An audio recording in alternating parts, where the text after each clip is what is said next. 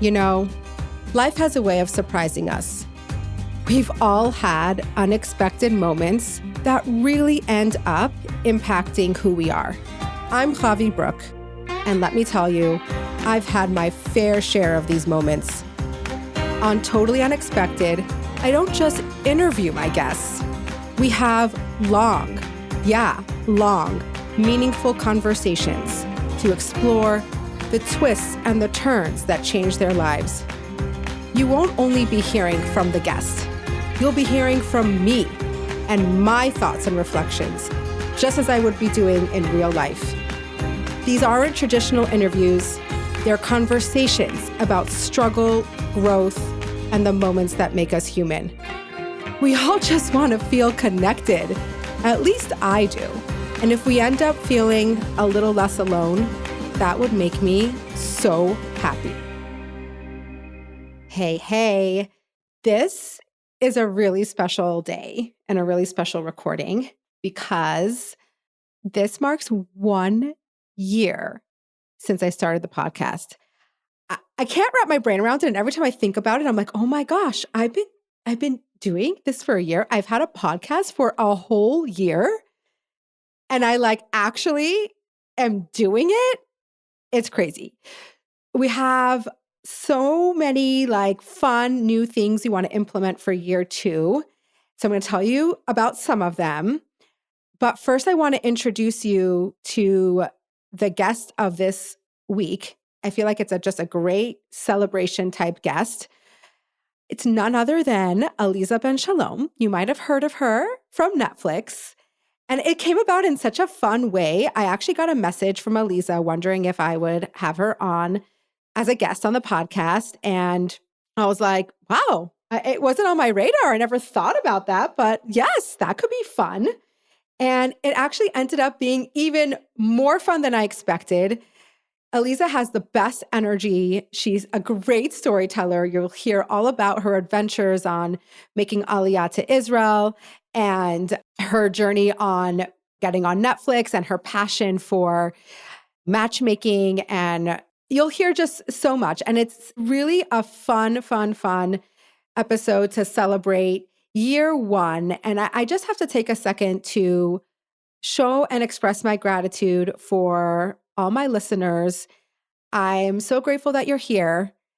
I'm so grateful that you listen to my 2-hour podcast. I know it's different and it's not what you're used to, but I have a vision and you are on it with me, and I really do not take it for granted. So thank you so much for being here. Some new things that we want to implement for year 2. I'm always looking for ways to get more connected and more feedback and participation from you guys, the guests. So we had this really fun idea to have you guys send in voice notes to share a thought about the episode that you listened to or the Substack article that you read. Almost like, you know how you call on a talk show, but not live calling, but voice notes, so people can hear your voice and then my thoughts and reflections on what you send. We're piloting this. We're trying it out. We're going to see if it works.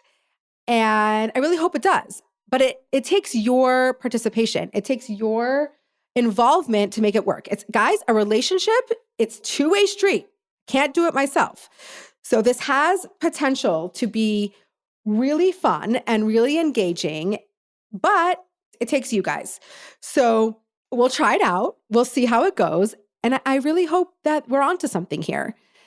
So without further ado, here is Aleeza. Sit back, relax, enjoy, have fun, and thank you for celebrating 1 year with me. And stay tuned for all the fun and exciting things we have in store.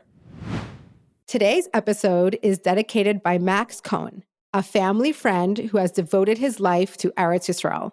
Back in 2006 and 2007, when I was a newlywed living in Crown Heights, I would do after-school tutoring to help pay the bills.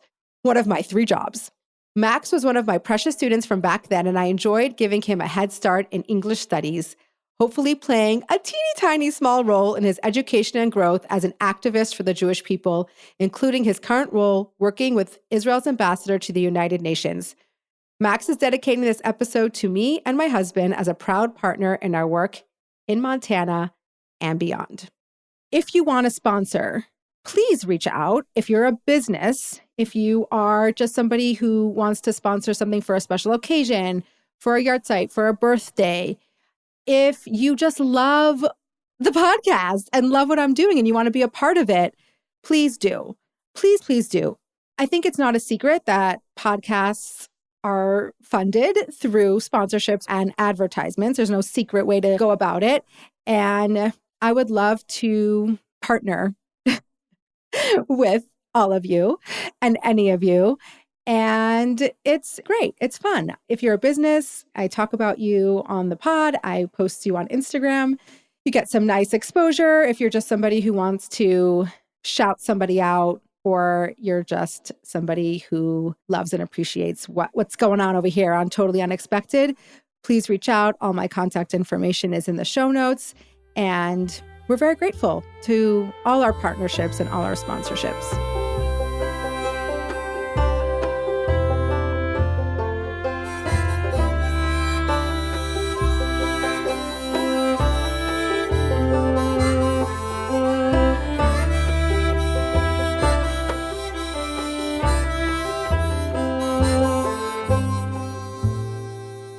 I hear you. I see you. Do you see me? Do you hear me? I hear you and I see you. Amazing. Well, I'm so excited to get to chat with you. This is really fun. Yeah. So you're in Israel now, right? Yeah. What time is it for you? 7.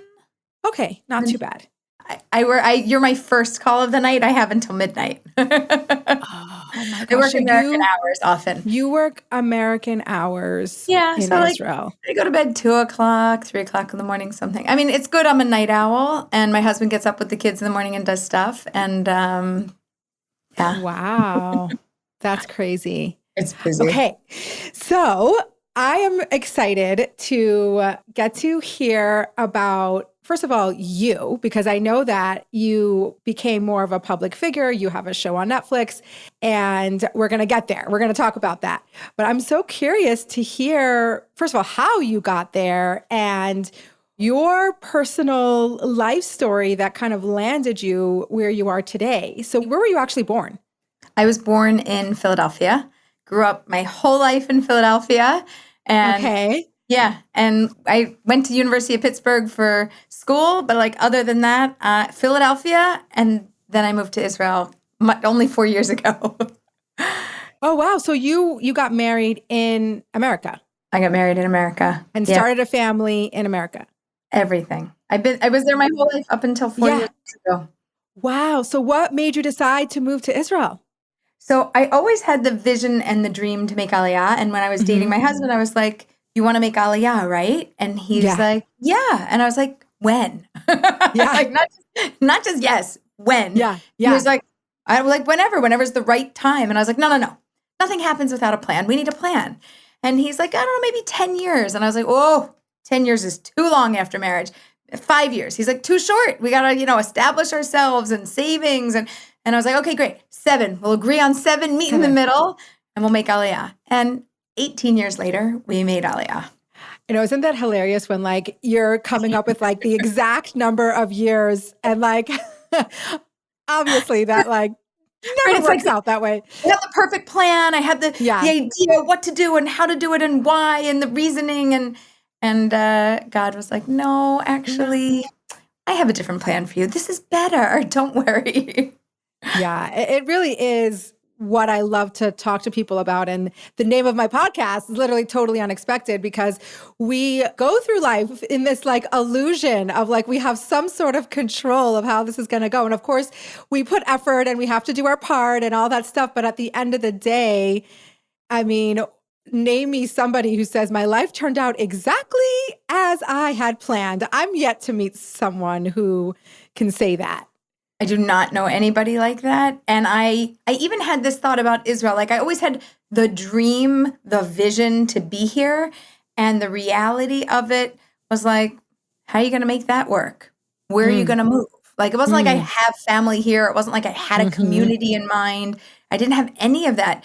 And at a certain point, because so many years had passed, somewhere around year probably 14, 15, 16, and I'm like, we're not going to go, are we? And my husband's like, I don't Mm. know, whatever. And I was like, no, I don't want to get stuck here. I don't want to be Right. stuck here. I Yeah. want to go. I want to Yeah. go.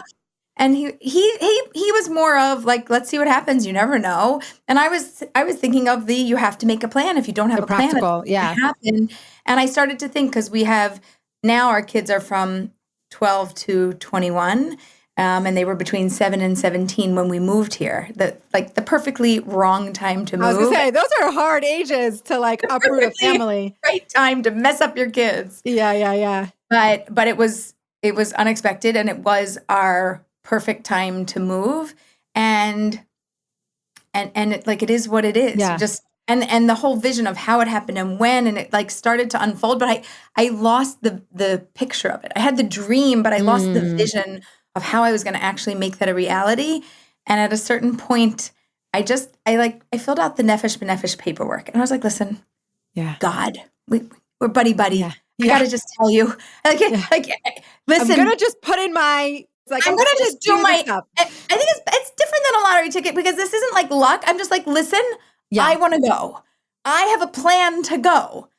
Don't know about your plan. I don't know what your timeline is, but let me just put in all the information. Let me do my part. There's like a certain amount that I can do, so let me do what I can do. I'm gonna put in all the paperwork, and then when you go, check, check. Okay, let's go. I'll be ready to go. See, I Right. hadn't put the paperwork in yet, so I put the paperwork in, and it was eight months later, something like that, that it became a reality, that we started the process, and it was just over a year plus, like whatever, under 2 years Right. from the time I submitted that paperwork, that everything, the doors opened. And I was like, you're kidding me. I would have Wow. put that paperwork in 10 years ago. Why didn't I Yeah, know this? exactly. Why, Right. why did But I then miss it, the moment? it happens exactly how it was supposed It to. had It to be right. reminds me when you talk about like just putting in the paperwork and being ready. Like I have 5 children through adoption, and people, call me and talk to me about that, and like, what are the steps to going through that process? And I said, before we even go down okay, first, before we, make sure that this is really what you want to do, right? And Yeah. that's a very involved, hugely internal process.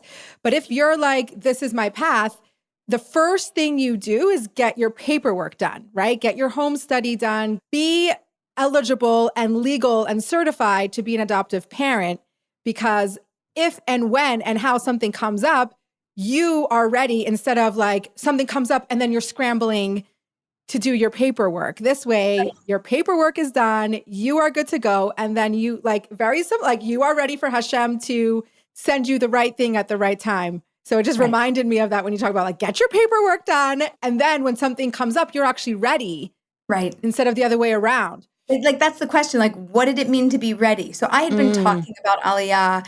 My kids are like, when we finally decided, and I'm like, listen, we're going to make Aliyah. And they're like, no, we're not. You just talk about it. It never happens. And I'm like, no, it's happening now. We're going to do it now. And they're like, no, it's just a conversation. And I'm like, no, this is for real.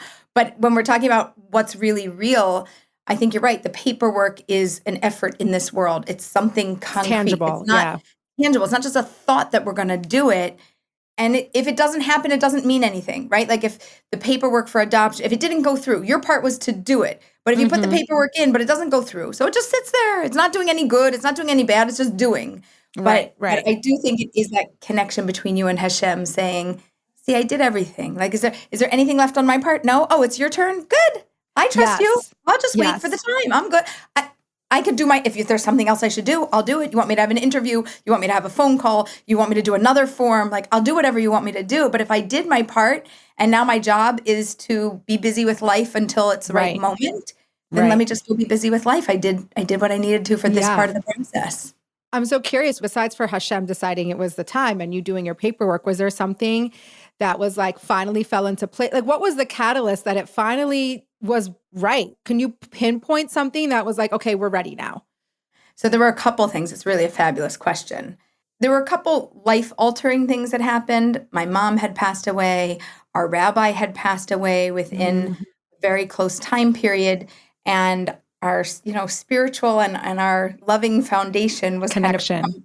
our connection was kind of crumbling underneath us. Of course, I have my in-laws who are loving and incredible, my father and other rabbis and other mentorship, but some really deep, strong connections were crumbling.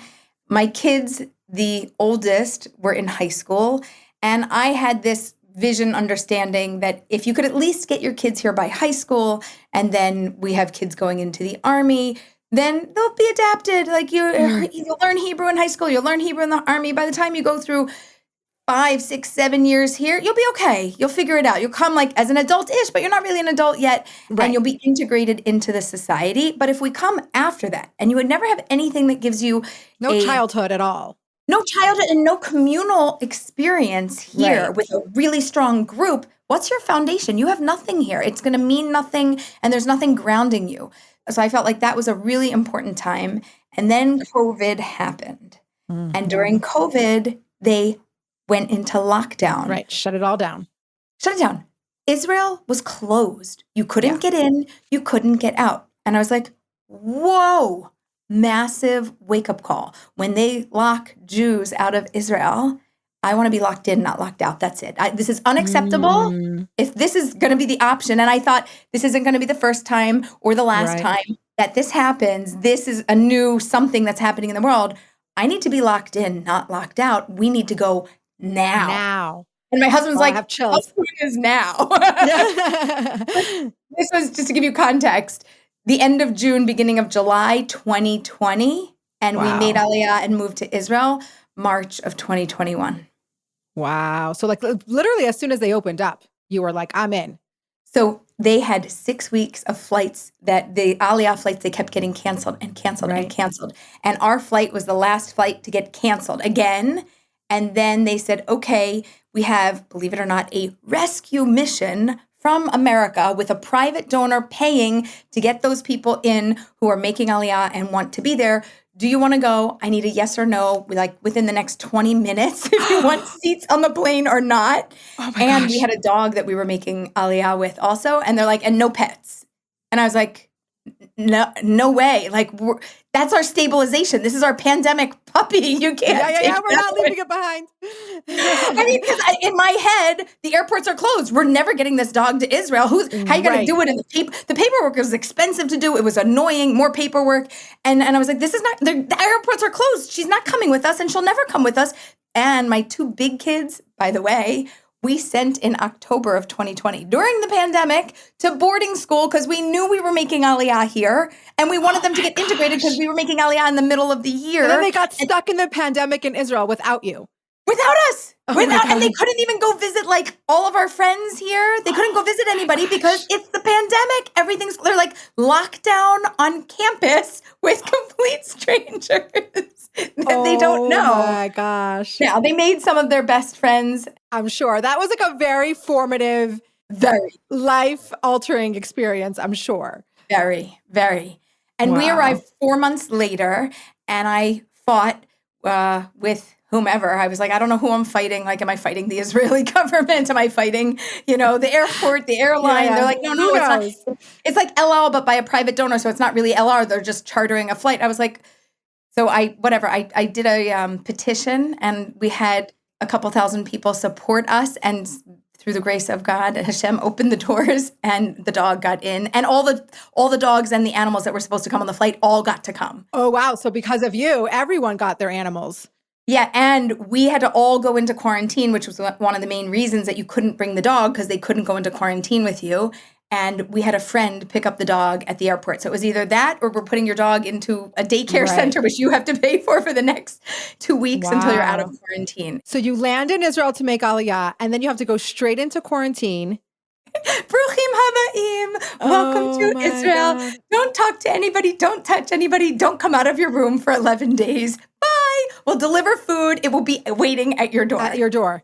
So, I mean, you just really have to want it to go through. It's very obvious that you're like, I will do this anyway.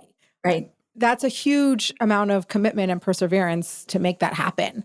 And then when you get here, not everything is easy. There is a lot of divine intervention, hashgacha pratit. Like there's a lot that just comes together in the moment. And you're like, wow, that all just worked out so nicely. But at the same time, the same way that there's a lot of blessing that comes to you, the challenges are also really deep and real. So the apartment, after quarantine, we were temporarily in a house in Jerusalem that our friend loaned us for a couple weeks until our rental house was going to be ready in the city that we moved to.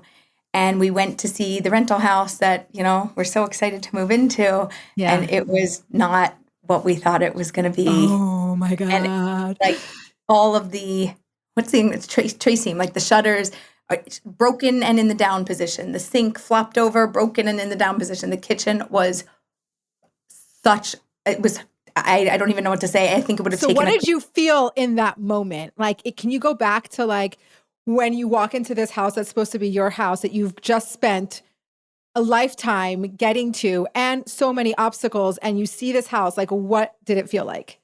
So at first I was speechless. I just kind of walked around and I was like, okay, so the shutters are broken. Okay. It's fine. It's fine. The shutters are broken. It's fine. The sink's broken also. Okay, they could fix the sink. No, there's grime on the cabinets that have been there for 10 years. And the toilet thing is broken. And the door handles are broken. And there's bird poop all over the outside of the other door. And and everywhere I was going. And I was like, oh, okay. Okay. Yeah. This is not going to work. This is not going to work. I was with a friend of mine. And she's looking at me and I'm looking at her and she's like, it'll be okay. Okay, I'll call my friend. We'll get a cleaner. Do you want me to get a cleaner? Can I get you a cleaner? And I was like, for like 6 years? You want them to clean for 6 years? And you want them to fix everything? We have a lift coming. It's coming with all of our furniture from America. And it was like, we got the widest, tallest, largest lift, the extra sized lift. There's like a regular size, a half size, a regular size, and then the I have too much stuff size. We got the I have too much stuff size because we're a family of 7. Yeah. And it was a pandemic, so we didn't want to sell all of our stuff and buy here because you couldn't buy. The stores were closed. Yeah. So we had to ship a container in order to have beds to sleep on. And I was like, no, forget about a cleaner. Our stuff will not fit here. We will not fit. We will have stuff all over the front porch and all over the side. We'll be living in the yard. We're going to be living in the yard. She goes, a real estate agent. I'll get you an agent. We'll find you a new rental. And I was like, okay. I was like, at this point, I said, God, listen, oh my God. Hashem, I love you. You love me. If you want me to just be, I'm trying to be as humble as I can be. But if you want me to be like really humbled, if you want me to like donate and give away half the stuff that we came with and like all of our worldly possessions and not have what we need and live in a really cramped space, like we were really overreaching to even get this place. Right. If you want me to do that, I'm going to do that. I'm going to do that. I don't think it's what I need. I'm not sure we can handle it, but if you think we can handle it, I'm in. Whatever you want, I'm here. We made it here. I don't really know the plan. I'm trying not to have a panic attack and just tell me what to do next. So we get a real estate agent. She finds 2 properties. She's like, there's nothing available. It's a pandemic. Nobody's moving. You can't even get movers. You can't hire people to do it. In Israel, it was 4 lockdowns. Lockdown, can't leave your house, right? And into another. When we finally arrived, they had just came out of the 4th lockdown. We didn't know if there would be more, but literally lockdown. It wasn't like America where you could like walk your dog around the block or go to a park or just stay 6 feet apart. Lockdown meant you don't leave your house. I don't know, like. There's nothing open. Yeah. There's nothing. So they're like, nobody moved because nobody's moving and nobody wants to move. And it's the middle of the year. It's March, Aleeza. No, people move in the summer. So I said, okay. This agent takes me to 2 homes. One is like a townhome, which we would have been smushed, but it would have fit better than the other option. And it wasn't immediately available. Our lift would have arrived. We would have had to pay a lot of money to store the stuff. And then we could have moved in later. Whatever. And she brought us to where we are now, where I'm sitting right now.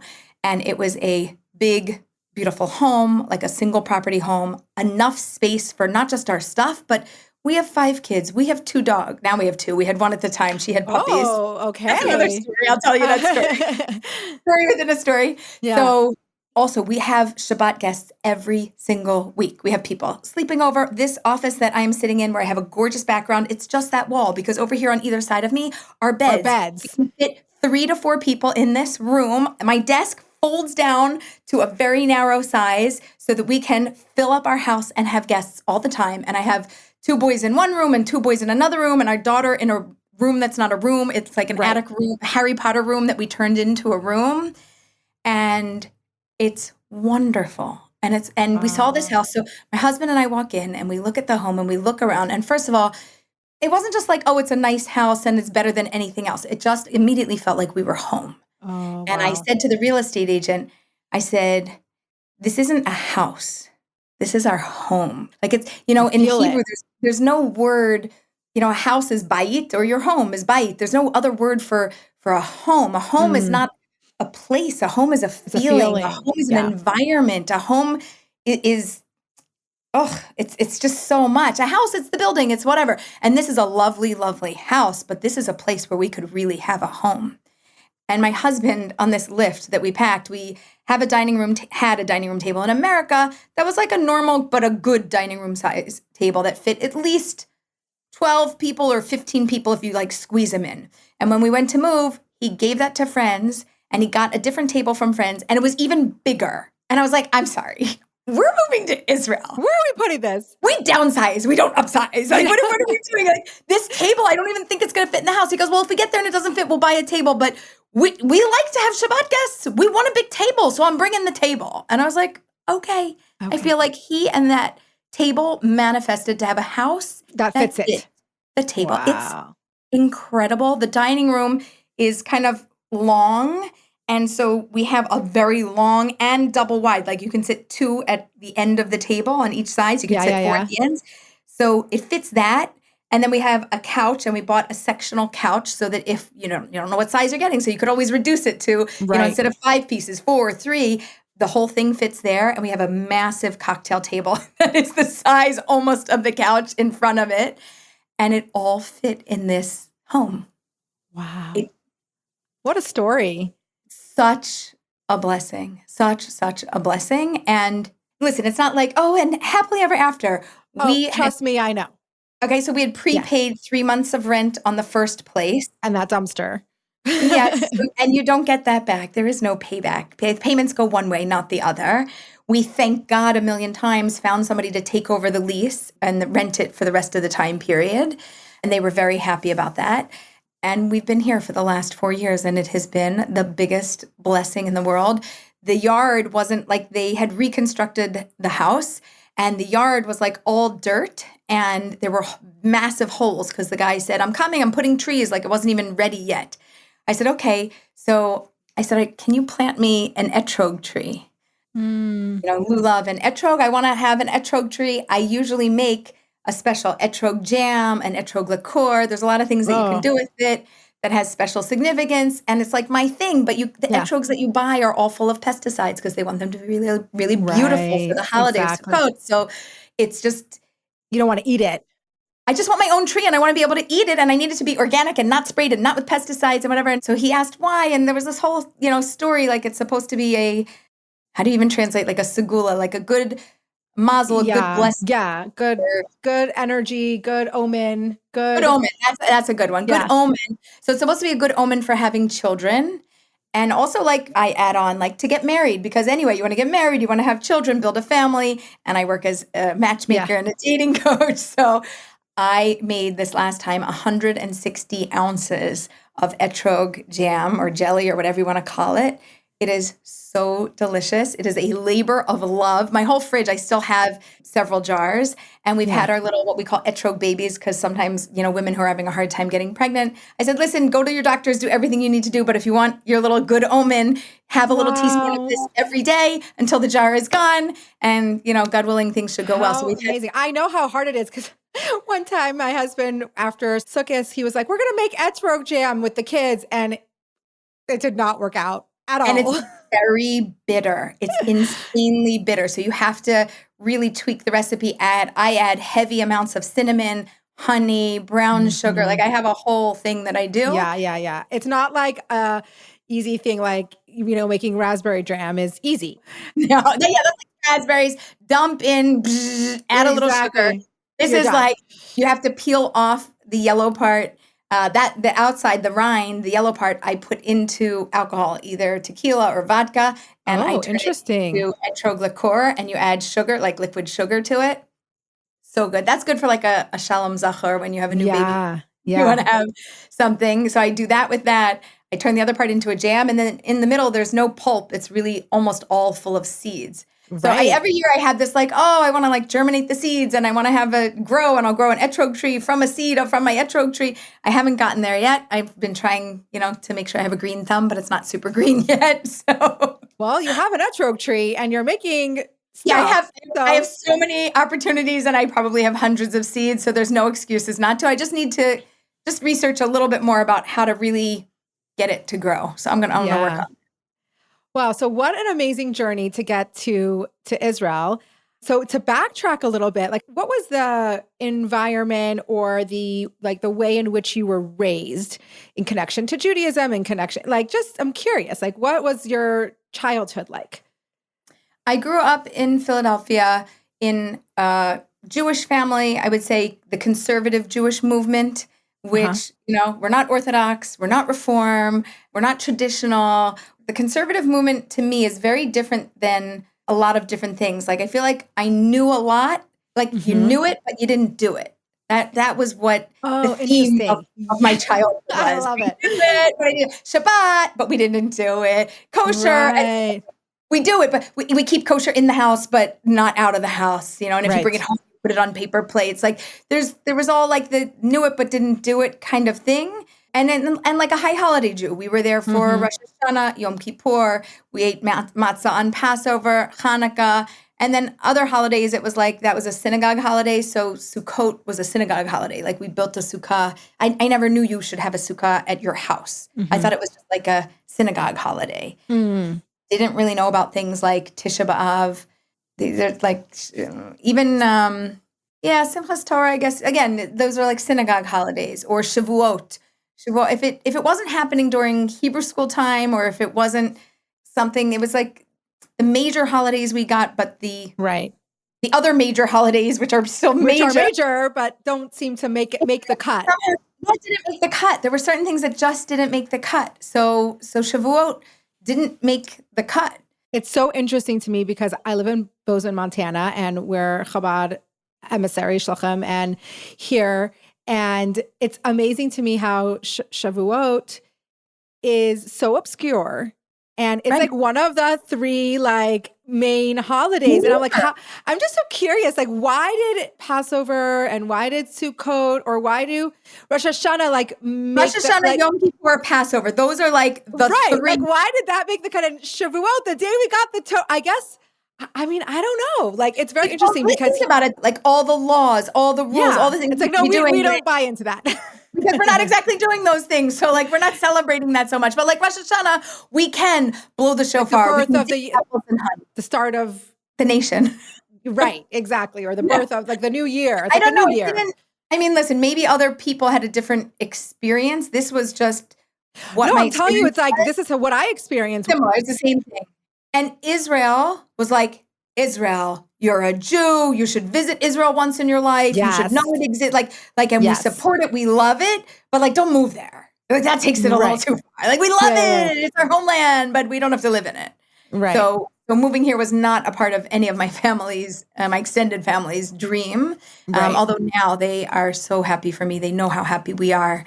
And it's a blessing, but it's not, it wasn't the mentality.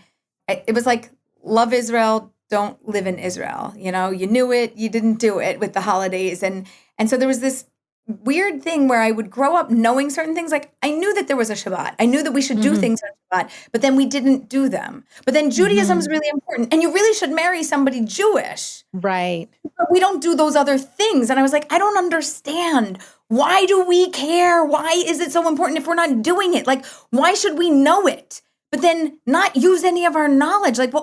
I couldn't put the pieces of the puzzle together until my mid-20s when I was always doing Jewish stuff and I was always a part of Jewish organizations and I always loved it, but I wasn't living it. And all of a sudden I was wait a minute, I'm 24. I love it. And if I want to live it, I can live it. Right. I'm an adult. I actually could live it if I want to. I can do Right. anything I want. Why am I not doing what I want to do? And it was this Yeah. big aha moment. And I was like, well, in that case, I could take on a few things. And I like from everything I know about Judaism, I made, like there's 613 commandments. Like, yay, that's a lot. Okay, Yeah. good. Well, they're not all for you. You can't all do them. Some are for men, some are for women, some are in Israel, some are not. Okay. I was like, but I can't even think about any number that's in a couple hundreds or even 100, just too many.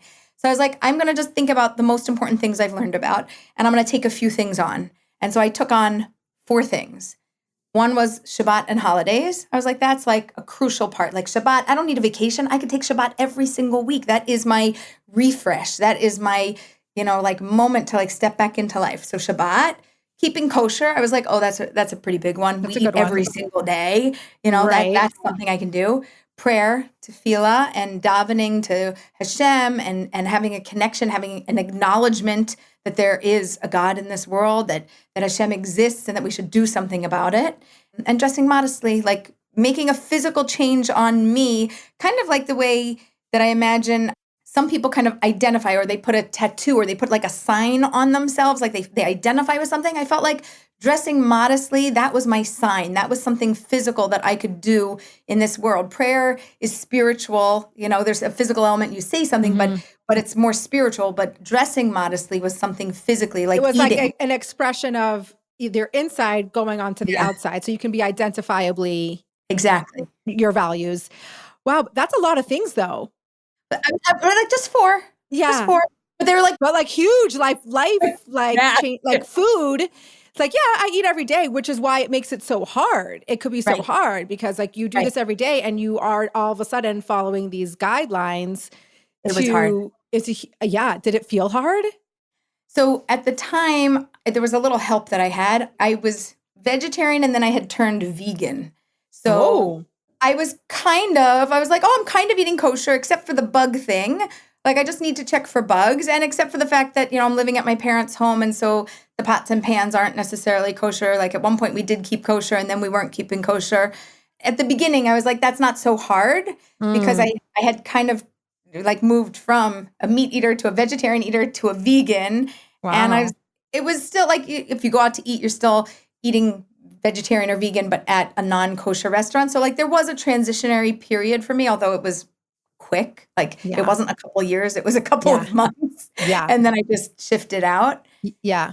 And the clothing thing, I looked in my closet, anything that I had bought that had tags on it that wasn't appropriate. I was like, I have the receipt. I could just return it. And I took it back to the store and I was like, okay, do you have stuff that's like, higher and longer? And they're like, well, how long? I was like, I don't know. So I picked up the phone and I called my girlfriend and I was like, listen, I got to buy clothes. She's like, okay. I was like, you're the only person I know that's Orthodox. She's like, well, I'm modern Orthodox. I was like, I don't care. You're the only one that I know. What do I buy? How high and how long does everything have to go? And she's like, I can't really answer you that. Like, how religious do you want to be? And I was like, I just want to buy clothes. I don't know the answers to these questions. You're like, just tell me what to do. Could you please just tell me what to It's buy? so interesting because like modesty is probably the most complex. Everybody does it so differently. Every community does it differently. So you're like trying to find a simple answer to this very complex situation. I'm like, isn't there a book? Is there a book that tells me what to, there should be a book that explains it. She goes, listen, like, collarbones, elbows, knees. I was like, to them, to cover them, above them, below them, like how? She's like, it depends how religious you want to be. So when I first bought, shirts, and I'm still shopping in stores that are just generic, I found a shirt that came like almost to like just to the elbow, but not covering the elbow. And I was like, okay, well, that's close enough. Like, what do I know? She said collarbones, elbows, knees. Yeah, like, exactly. So I was doing the best that I could do. And then the next thing that I did was I went on Barnes and Noble at the time. This was like before Amazon was like the thing. Yeah. And I Googled Jewish Orthodox woman. And I looked at all of the books that popped up. I bought 20 books. Anything that to me looked authentic and real. I didn't want a knockoff. I didn't want an opinion about an opinion. I wanted like, what's the real story? All the books that I bought, by the way, I was spot on, I think, except for one. And they're still on my shelf. And I just started reading and learning and reading and learning. And then I found a woman in the Jewish community. And I said, hi, I need somebody to teach me some things. And she's like, what do you want to learn? I was like, prayer. Just what should I do? Give me a basic, what should I do as a morning routine? What should I do at night? Where do I start? And so she gave me a basic thing. And I had a friend of mine who I knew from college, and I started seeing him around Shabbat, Kiruv outreach tables. And I like kind of like, sat next to him. I was like, hi, okay, what are we doing? He's like, well, we got to say blessings over the food. And I was like, okay. I was like, he's not religious. I was like, do you say blessings? And he goes, yeah, I try to say them at least before. I mean, I don't always say them after, but I try to at least say them before. And I looked and I was like, you're not religious and you say blessings? And he's like, yeah. And I was like, if he can do it, I can do it. So it's such a fun, unique way of like navigating this it was just journey. And it was so inspiring. I was like, you're not even religious. He goes, well, I try. But I'm trying to sort out in my head. There's religious and there's not religious. And I didn't have what the gray of traditional of loving your Judaism, of trying to do, that didn't work in my brain. Back then, everything was just very black and white. So it was so inspiring to hear you're not religious. You try to say blessings before. There's a blessing after that you're not saying that you maybe feel a little guilty about, but you at least try to say them before. And I'm like, okay, I think I need to buy a book on blessings. And then I bought a book on blessings. What is the blessing over all these foods? There's lots of different foods, and what's considered a tree or a bush, or if it grows in the ground, or it's fascinating. Wow, so you really self-taught yourself, with all these books. A lot. And I started going every week for Shabbat to the community. I started sleeping. So the one time I came to a person's house and he was walking me out, and he kind of assumed that I drove there and I was going to drive back, and he was, walking, and I was like, are you going to walk me all the way to the house that I was staying at? And he goes, oh, you didn't drive here? And I was like, well, no, you're not supposed to. And he goes, I know, but I mean, most people do. I said, no, I'm staying at a friend's house. I'm here for Shabbat. I'm not just here for a meal. I am here for Shabbat. And he was like, whoa, it just totally shifted everything. And I took things on very quickly because I always loved my Judaism. I just wasn't, I didn't choose to live it, but I don't want to be naive and say I didn't know it was a choice. I didn't know what the choices were. I grew up the way I grew up. I understood what I understood. And I didn't realize there were other ways to do it. I mean, it was those people over there, those really really people, they do that. And I was like, it's not like that. The world is so gray. There's so many levels of understanding, so many levels of practicing. I had some friends, they were like, well, I light Shabbat candles, but then I go out on a Friday night. And I said, great. Well, at least you've done one thing, everything is a step in the direction. It doesn't cancel out, right? Everything stands alone in its individuality. Exactly. And lighting candles is a world unto itself. What happens before or after is irrelevant. Exactly. That's beautiful. So when did you meet your husband? So I went to a Jewish singles retreat in 2002, February of 2002, with an organization called Israelite and Rabbi David Aaron. And it was really inspiring. It was enlightening. It was uplifting. It was joyful, song and dance and friends and people and making challah and Shabbat and classes that were fascinating.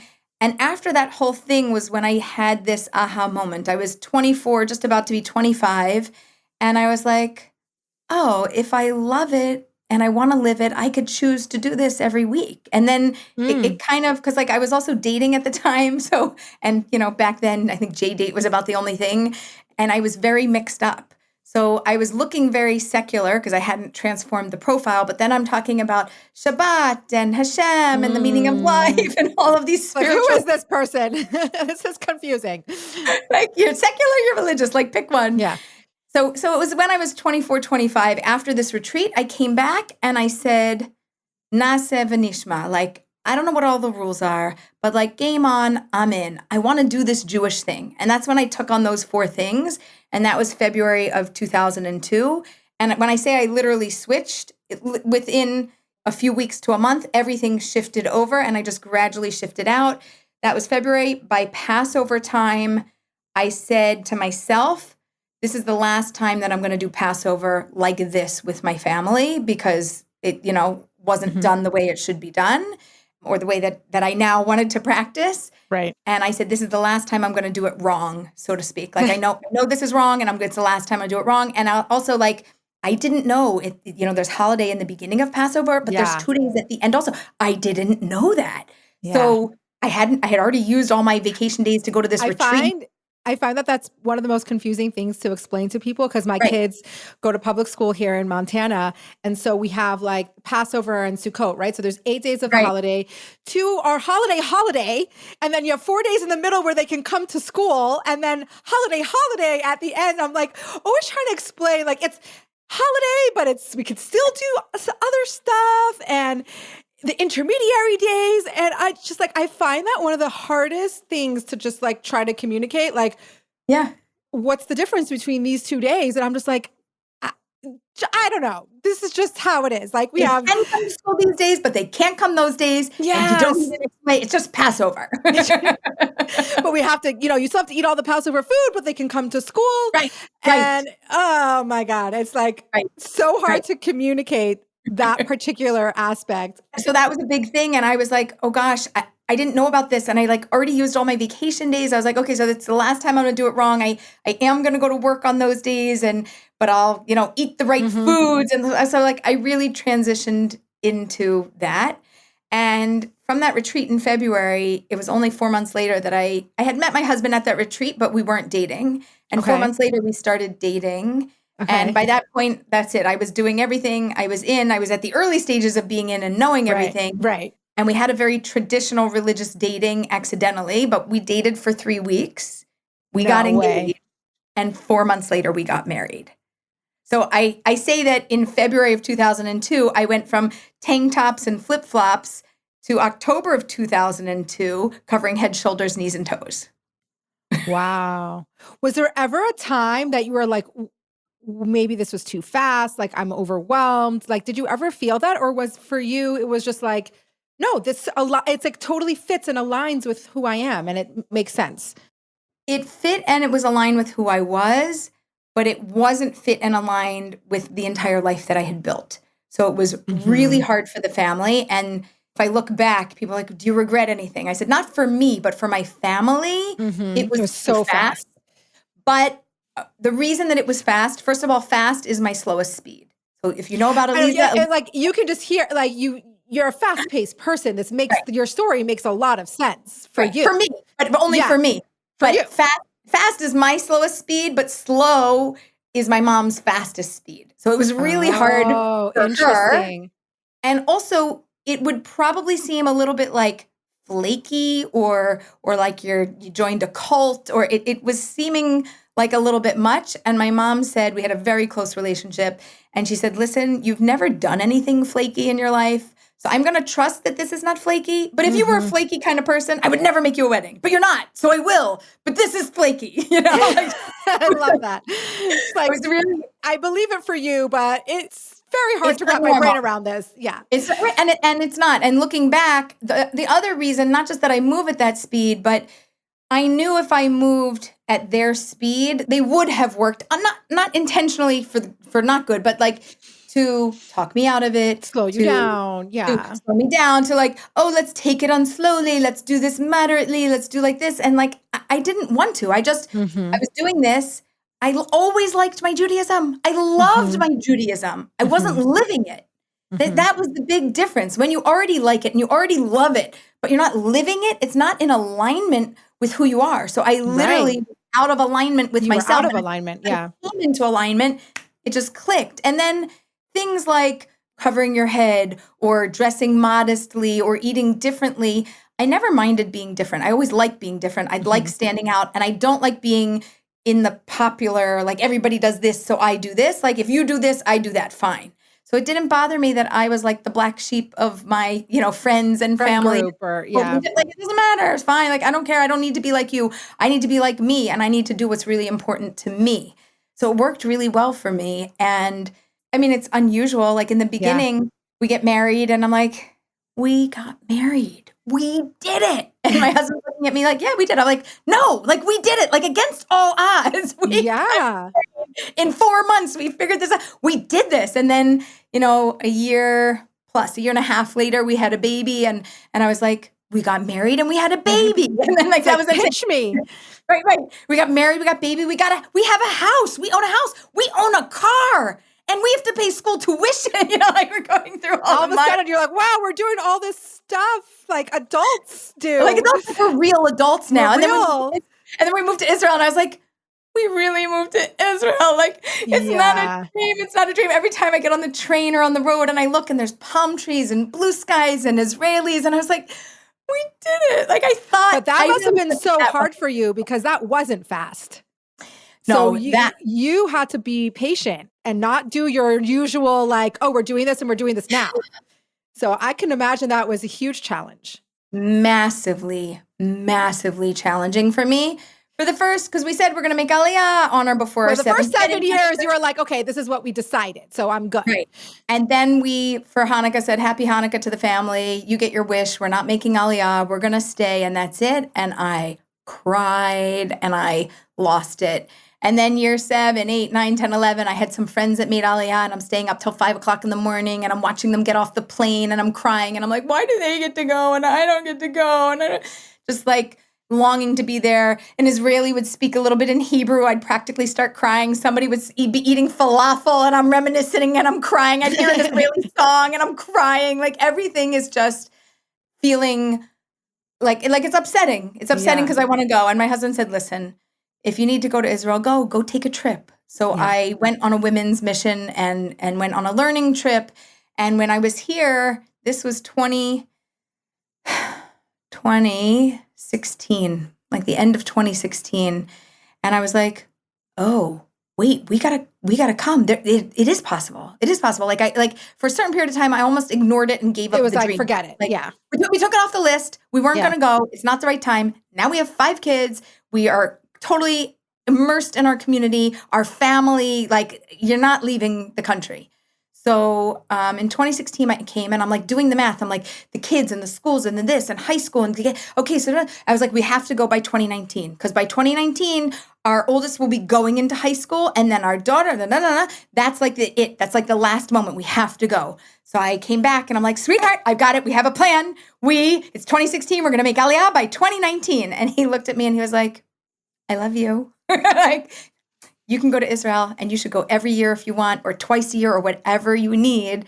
But like, we're not going to Israel now. Like, it's not the moment.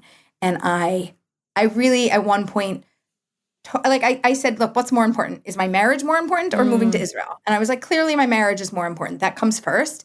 We had a dream, we made a deal, but life happens. And I said, okay, so if this isn't going to be my life, then I have to mourn the loss and move on because I don't want to be miserable the rest of my life. And I don't want to make my husband miserable by repeating things over and over again and like planning it. And I really did mourn the loss of the dream. And I like at that point, I couldn't even see it. I was like, yeah, it doesn't even make sense. Like, where are we going? Right. What community are we going to? Like, I like you rooted yourself here. You should have gone when you were younger. You missed the boat, sweetheart. Like that was my self-talk that I was having at that point. And I was like, he's like, maybe we'll go. Like when we're grandparents, I was like, when we're grandparents, our grandchildren will live in America. You're not going to want to leave. We won't leave them. We won't leave them. And he looked at me and he's like, well, we could have an apartment there. We could visit. And I was like, it's never going to happen. It's not going to happen. That's not how it's going to be. Yeah. And I just kind of let it go. And then 2019, I think it was, when I like had the plan that we should go, that's when I applied to Nefesh B'Nefesh. And I was like, you know what, Did your God? husband know that you were applying? No. I knew it. You're so good. So, I'm talking to a girlfriend on the phone late one night, and we're talking about Aliyah, and she has a dream, and I have a dream. And we were like, we should just put in an application. And then when God says it's time to go, when Hashem opens the gates, we'll go. And I was like, great.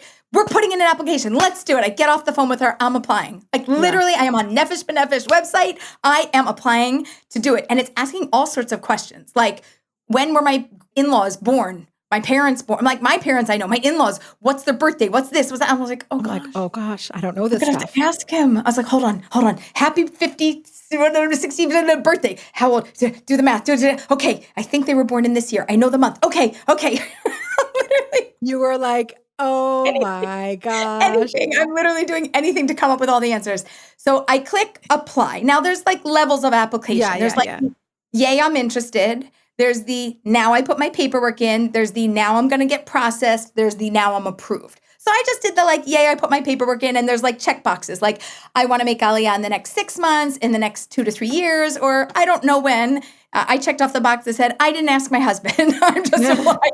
I'm just doing this. Yeah, right. There's not really a box, but I really checked off the one that was like, I made it up. I was like, I don't know, within 2 to 3 years. Cause like, Yeah. 5 years plus seemed like forever. I got a phone call within 48 hours. Hi, this is Rachel from the Nefesh B'Nefesh Aliyah office. And I'm like in the kitchen with my husband. And I was like, You're like, wait a second. hold on. I run outside and I sit in the car. I'm in shock. Why are you calling me? She's like, so I saw that you submitted an application. And I was like, uh-huh. And I'm thinking, oh gosh, did I put his phone number on it too? Like, this is going to just not go down so well. So she talks to me. She goes, listen, there's some paperwork to put in. I was like, mm-hmm. She's like, so what do you think? You'll get here in like the next 2 to 3 years? And I was like, God willing. This is the conversation. Oh I was my like, gosh. well, my husband's not really on board yet, and my kids aren't exactly on board yet. And she's like, sure, no problem. But listen, you should do this paperwork because this is not time sensitive. These things only do 6 months before. And then I'm like scribbling notes down. I don't even know what she's talking about. And I get off the phone and I'm like, okay, thanks so much. Gotta go to do dinner. Bye. And she calls me back a week later. Hi, I'm just checking in. And I'm like, Oh my my God. I was gosh. like, wow, lady, you really think I'm making Aliyah? That is so cute. I love you. Like, thanks for having faith and hope. But like literally, we don't have a plan. The plan is that we can't go. It's not the right time. And it might never be the right time. I just did this to make me feel better because I wanted to do everything in my power. If I have certain power and ability to do something in the world, I should just do my part. The rest I can't do, right? Like I plant a seed, I water it, I make sure it has sun, whatever. It grows on its own or it doesn't. I don't have control over the growth, but I do have control over the environment that I create. So I can have it dry up and be dead, or I can add some too much water. It can be too moisturized or no sun, or like I have only an amount of control. And I have a certain job to do. And I said, I just have to do the job that I have to do. And putting the application in was my job. And then I was thinking, and this was bad, my kids didn't have passports. None of my kids had passports. And my husband had an expired passport. And I was thinking, okay, Aleeza, listen. That was December of 2020. So January 2021, February 2021. I'm like, everybody should at least get passports. We should have passports just in case we need to leave. Yeah, maybe I'll get passports and maybe I'll take the kids on a trip to Israel. Maybe we'll do like a pilot trip. That would be smart. We could like try that instead of just moving there. So I kind of had in my mind that like March of 2020, we'll do a pilot trip. We were going to maybe go with like my big kids. Maybe my dad was going to go. I had a whole story in my head of what was going to happen. And in March of 2020, Yep. nobody went anywhere. Everybody went into lockdown. And I was like, oh, now you can't even get a passport if you want because there's 200,000 people that want a passport and they're in line and all of the offices are closed. Mazel tov. And it was a really big wake-up call. That was March. April of 2020, we got our pandemic puppy because everybody is not in a, like we're all in lockdown and everybody was doing that. We anyway had borrowed a puppy before that. That was our friends. And we were like kind of foster caring a dog. And then when they took them back because of COVID, I was like, okay, we need to get a dog. We get a dog. That's April. And May, I'm like, oh gosh, this is not going well. And then Israel and the airports and things start shutting down. But and I was when did you get your husband? Like, when did he come on board?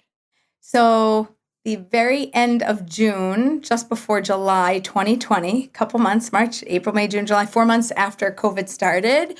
So we're very close with a friend and they were making Aliyah. And one Shabbat afternoon, I went for a really long walk from my house to their house and I sat down and I was talking with them and they're like, yeah, and we're going. And I was like, yeah, maybe we can go like next summer, like summer of 2021. Maybe we can like figure it out, do the paperwork, and maybe we can get there. And the husband looks at me and he goes, why, if you get, like, it's too late. Like, what are you talking about? Like, you need to go now. And I was like, I mean, I can't go now. And he goes, you need to get your big kids there. They need to be in high school. Your son, our oldest, was in 11th or going into 11th grade in the upcoming school year. And in Israel, if you don't have enough Hebrew in the program that we were in, they put him in 10th so that he could catch up and do it. And like half the kids were 11th graders who went back to 10th to get enough Hebrew. He goes, you can't afford to miss this year. Your kids have to go to Israel now. This is like June of 2020. And I was like, what? He's like, for this school year. And I was like, you're kidding me. He goes, no. He's like, and you can make Aliyah in the middle of the school year. Who cares? Just as soon as you can get your paperwork in and as soon as you get approved, you should just come. You don't have to wait for the summer. Some people come in the summer. A lot of people come in the summer. You don't have to do that. You can come anytime. And I'm like, oh, see, Aleeza, I don't fit into a box. I don't do what everybody does. I'll go mid-year.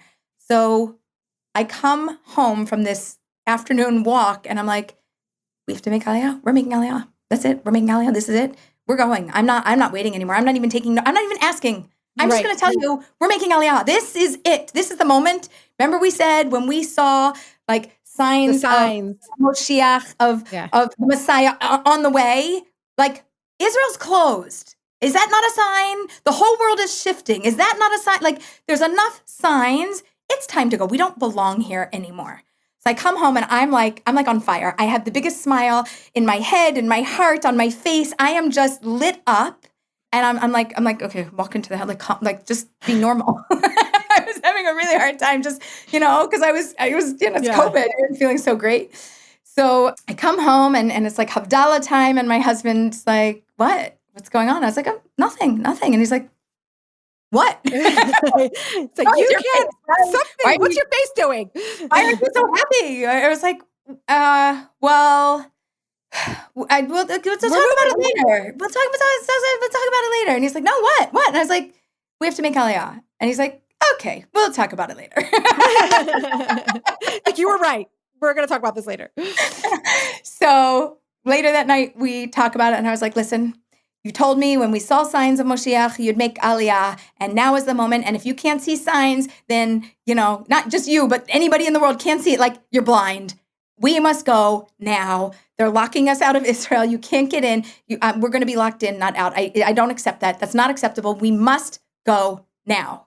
He's like, can you define now? And I said, well, it is the end of June 2020. If I don't know how long the paperwork takes, maybe by December.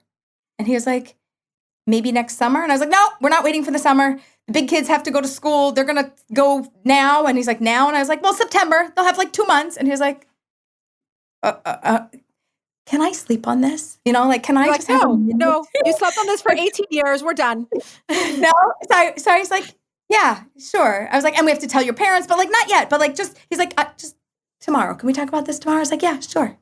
And he woke up and he said, you're right.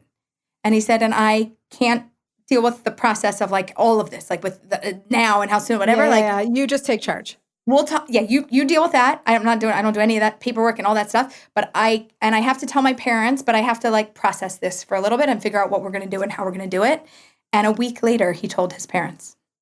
Wow. And I had told my family, and I called Nefesh B'Nefesh, and I was like, hi, Rachel. Remember me? So how soon can we get to you? And she's like, how many are you? I was like, we're 7 and a puppy. She's like, well, and it was a whole complicated process because we had no passports. Mm-hmm. And from that time, 8 months later, we made Aliyah, but 3 to 4 months later, my kids, so because of COVID, school starting. Didn't start on time. Didn't start till after the holidays in the end of October. So they got their passports and I was like, hi, I love you. We're moving to Israel. I know you've never visited there, but you're going to go first. We'll meet you there. See you in 4 months. Love you. Bye. And what were they fine with that? So my oldest had said to me, listen, if we're going to Israel and we're going to, all go, like, I'll go, like, I'll be on with you. Our daughter was less, enthusiastic. Yeah. It was more like, I think I'm going to emancipate myself. I'll just become independent. I'll do my own thing. I'll enroll myself in school. I'll stay here. And I was like, no. You got to go to high school. You're going to do it in Israel. You got to go to the army. After the army, you can live anywhere you want. You do whatever you want. Yeah. But like, like, we're a family. We're going to go together. I love you. I believe that this is a beautiful experience for us. I did a lot more explaining than that. We had Many meetings, I'm sure.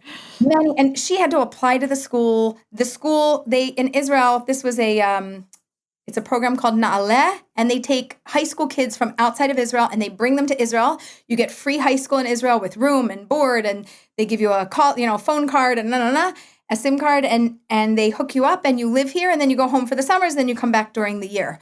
So, and if we make Aliyah, as long as you don't make Aliyah for 3 months and your kids are in the country, then your kids get to go to high school for free. It's like they came and then they schlepped you along, and that was exactly our situation. So I said, look, you're going to be with friends. It's going to be like camp, but it's school because it's sleepover. It'll be fun. It'll be whatever it'll be. It was COVID. Nothing was really that fun. They were in and out of quarantine a lot, and it was really challenging. But we had a lot of heart-to-hearts, a lot of talks. And she had to do the applications where you don't just apply. You have to do in-person testing. And then there was like psychological evaluations. Like they literally do everything to me. It's if they bring in are okay to handle come, it. Yeah. and they agree to come. Like they're not being forced to come. Yeah. And she's like, I don't even know how I passed those tests. I was trying to fail them so that I didn't have to get here. Wow. But what a story. What a story. And I'll tell you, for our daughter, we had now also, besides coming here and having COVID, you'd think like, enough. Now we've had 2 wars. October 7th and the war. And one that we're still in the middle of. Yeah. So she was in her senior year, and it was October 7th, and they sent all the kids home. And then they're like, well, we don't know when they're going to come back. And I was like, okay. And our daughter wants to do auto mechanics. And she had found a summer program in America that she did previously that she loved. And she's like, when I graduate, I'll go. And I said, okay, well, how about if you go to America, you can get your degree there and just go do that. And she's like, real? And I was like, yeah, we don't know when school's opening up, and I kind of don't want to send you back. It was not south, but it was further south. And I was like, yeah, nobody knows anything. Let's just get you on a plane and we'll get you out of here and you'll go to this school. So she actually completed and got a degree in auto mechanics. And now she's in the Army using the degree that she has to work on plane mechanics. Wow. That is beautiful. Amazing. When we all left, I feel like it wasn't her free will to come. And then she went back and she had this year in America. She was living on her own. She had her own apartment. She had her own car. She went to school there. She was very independent, cooking for herself, doing everything. Yeah. And we talked a lot about, was she coming back? Was she not going to come back? She could have gotten a job at a dealership. They made offers to her. And she came back on her own free will to be here. And she now has all her high school friends. And using her degree. And all her friends, they had their senior year together. She was in a different program, but they all hung out. And now they're all coming here for seminary and for school. And she's in the Army, and she's like, come for Shabbat, come hang out with my family, come.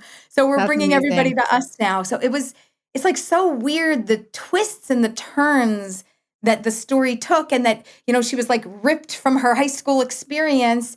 And then she got to go back, and it was like a tikkun. It was like a fixing. It was like a full circle moment. Oh, it was so beautiful for her. And she was so happy. And my in-laws and my dad and my sister and brother and nieces and everybody got to see each other and everybody got to connect. And she just felt so good about it. It was such a blessing. I love that. So how did you get into matchmaking? Like, what did you go to school for? And is it something... Did you always fascinated by relationships? Were you always that person who was putting people together? How did this part of your life come to be? So I was that person that was always fascinated by relationships. And I would see, and I would notice that people, liked each other. And I'd be like, oh, he likes you. And she's like, oh yeah, did he tell you? And I was like, I just know. And she likes you. You guys, go talk, go hang out. I was that person in high school, in college, and I was always trying to casually set people up. But there's no matchmaking degree, or I didn't have any hopes and dreams of what I wanted to be when I grew up, except I wanted to be a wife and I wanted to be a mother and have a family. That was my life's goal. I didn't have any other vision. And I actually really just wanted to go to Israel after high school and just, hang out here and do whatever here. And my dad's like, get a degree and then you can go to Israel and do whatever you want. But what did you go to school for? I got a degree, which was, I designed my own major. It was with a certificate in Jewish studies because I was interested in Mm-hmm. Judaism, a certificate in children's literature because I was interested in, the reading, writing, written content and children. And the third was public policy and the environment because it also dealt with, the world around us and, How different things. fascinating. Yeah, I love Yeah. it. So people joke, they're like, you could write Jewish children's environmental books. And I was like, Yeah. great. Yeah. And now I'm a matchmaker. Right. Right. And now I'm a matchmaker. So I got into the matchmaking because I got married and then we had 2 young kids and I was home and I wanted to do something, but I didn't want to work outside of the house and I didn't have so much time. I needed something flexible. And my girlfriend's like, oh, I'm like a matchmaker online. You can do that. And I was like, oh, that sounds like fun. So I applied to be a matchmaker online and they said, will you work with older singles? And I know nothing about matchmaking. And I was like, Was this a Jewish program or just in yeah, it was a general? Jewish match. A Yeah. Jewish program. And I was like, sure, I'll work with older singles. I didn't even know what the definition of older single meant, Right. And I started matchmaking and then I organically started to coach and support people through the process. And then I started to train coaches and then I started to train matchmakers. And then I was like, there's nothing else I want to do in the world. And we were at a point where we had a couple kids and we needed a little help with the funds in the house and my husband's like I need you to get a job and I was like no I have one, I am a matchmaker. And he's like I no I love need to it. get a job that pays. That pays. Right. And I was like, oh yeah, it doesn't exactly work that way. He's like, that's okay, keep it as a hobby and just get a job. And I was like, no, this is the most important thing in the world, there's nothing else I want to do, I just want to do this. And he's like, great, build a business, Figure out how to make money. figure out how to make money, figure out how to help the world and help your family too. Yeah. So you built your own business. So I built my own business. The legal business name is Marriage Minded Mentor, which is a mouthful, but it's exactly what I do. I'm marriage minded. The people I work with are marriage minded, and I mentor and I support them. And we do mentoring and matchmaking and coaching, and I do group programs and I do one-on-one, and it just evolved from a chesed and this kindness that I was doing for the world and and our communities, and it turned into this. A life's work. That's pretty Yeah. fascinating. So I have so many questions. So I'm going to have to rein it in.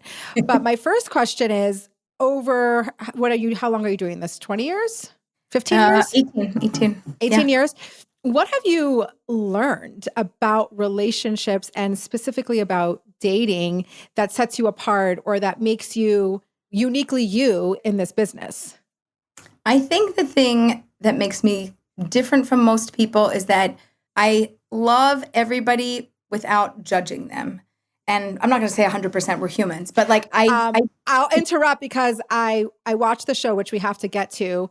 I'm really not a reality TV person, but I watch the show and that comes across. Your non-judgment, you can tell it's very authentic and you're not putting on a show about it. You just truly accept people for where and what stage they're in and who they are and what they are. So that comes through.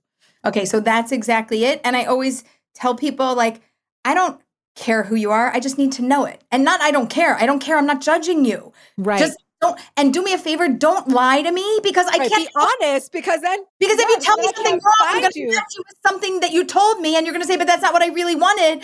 And I'm going to say, why did you tell me that? That was such a waste of air. And you're secular. Good for you. You're religious. Good for you. You do this. Good. You don't do this. I don't care. Just tell me everything so that when I'm putting 2 people together, I could put the right 2 people together and I could have as much accurate data as possible.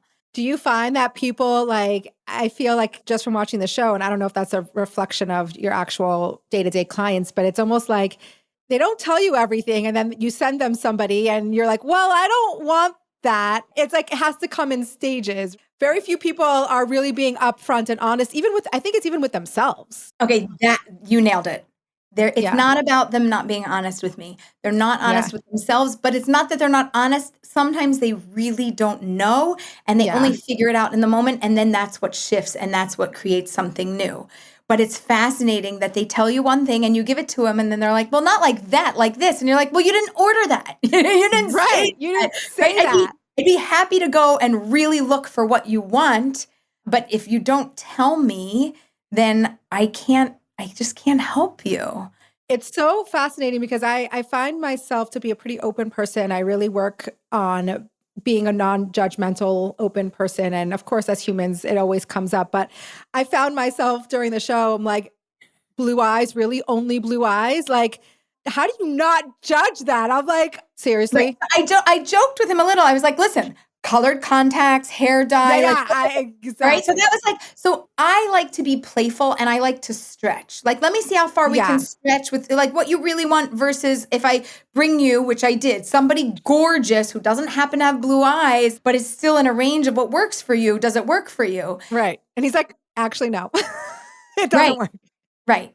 And that's what happens. But I It's do like to hilarious. stretch because I know about people that they don't know and they don't actually Yeah. know their firm boundaries. And then even when they do say it, sometimes, people go like, I ended up with somebody completely The different. And you're like, opposite of what I thought. Yeah, right. yeah, And you're yeah, like, for how did that sure. happen? They're like, I don't know. And I'm like, I do because you found something beautiful in somebody else and it works. And that's why we say yes to things. So I'm always trying to stretch people and I understand that we all want what we want. So when I look at somebody and I hear what they want, I don't think like, oh, well, that's ridiculous. I just think like, yeah, we Right, all want what we want. Now, right. if you tell me that you want exactly like you want somebody who's health conscious and fit and financially stable, blah blah, and you're none of those things, right? Right. I'm gonna say to you, It's probably okay, not going to happen, I right? understand. Well, no, I say I understand what you want. Now tell me, this person that you want, what do you think this They're person's going to looking want. for? What do you think they're Yeah. gonna? Do you think they're looking for somebody like you? And if they say yes, and then I'll say, tell me more. Like, I want Yeah. you to justify why you think this is going to work because they don't want the opposite. Like, they worked really hard to be financially stable, be fit, or do these things and live a lifestyle because they value that. And if they value that for themselves, they value that in life. They value that in a partner. And if you don't represent that, then they don't want that. So either become it, which is fine, or don't become it, Or be but stop realistic and chasing who yeah. doesn't want you back because you don't match, because your values are not in alignment. At the core of it, we really have to do the values. And I think one of the things that you probably also see on the show is when I ask people, like, what do you want? And I have my little notebook, which this is what I really do. I take notes, I sit, I talk to people. I'm sitting here at the desk now and I like have my notebook right beside me because I have meetings all the time. And I ask them, what are you looking for? What do you value? And then they tell me what a physical look they want and other random things, hobbies, interests, travel. And I'm like, okay, but what do you want? What kind of a life and like, what kind of a life do you want to live? Like at the end of the Mhm. days, you want to look back and say, this is what I did in my life. What does that look like? And often they're figuring that out with me. And Yeah. that's why I think that coaching is such an extremely valuable part of the process. And I have many clients who come to me not for matchmaking, just for For coaching. coaching. And at the end of it, I have somebody I spoke to the other day. She got married. I said, how long did we work together? I thought, like usually we work together like a series of sessions, 4, 6, 8, 10, could be a couple months. She's like, 2. I said, it was 2 sessions? She said, yeah. She said, because I actually listened to you and because I was open to receiving what you had to say. And I actually was honest with you and I shared what I needed to figure out and we figured it out. And then I just did it and then it just worked on its own and I didn't need you after that. She's like, I was going to call you, but I actually just didn't need you. I was like, oh, Wow. amazing. Right. Mission accomplished. Mission So accomplished. what But she's a real, like, she's a doer. So she took care of a lot yeah. on her own. Yeah. I have so many questions about the dating. I'm so not in this stage of life anymore. And I am so like consumed by what needs my attention and it's not dating. But I am curious, what do you see in the dating world these days? First of all, do you like your show? Do you work with a gamut of Jewish clients? Like they can be on any religious level, or is that your practice as well? Or just the show was like that? So it is my practice as well. I would say before the show, probably 75% of my clients were religious and Hmm. 25% were secular. After the show, that reversed. Not necessarily that Interesting. it's not that I lost all the religious ones, but it's that the secular side was introduced to matchmaking and that opened up so much more. And it was like, Yeah. wow, oh, we want this and need this. And then after October 7th, that helped. Unfortunately, every time that there is a crisis in the Jewish world, whether it is war or People like double down on like, I need to marry Jewish. I need to marry Jewish and I need to do it now. And also when you feel Yeah. like, oh my gosh, I might die, the world is ending, the world is crazy, I want to find my soulmate before then. People are really motivated Yeah. to be in touch and to find that person. Yeah. So what do you think are the flaws of the dating world? And do you think matchmaking helps address those flaws? Like because you're more intentional about what you're doing? I mean, some people date just to have fun, but let's say you're dating for marriage.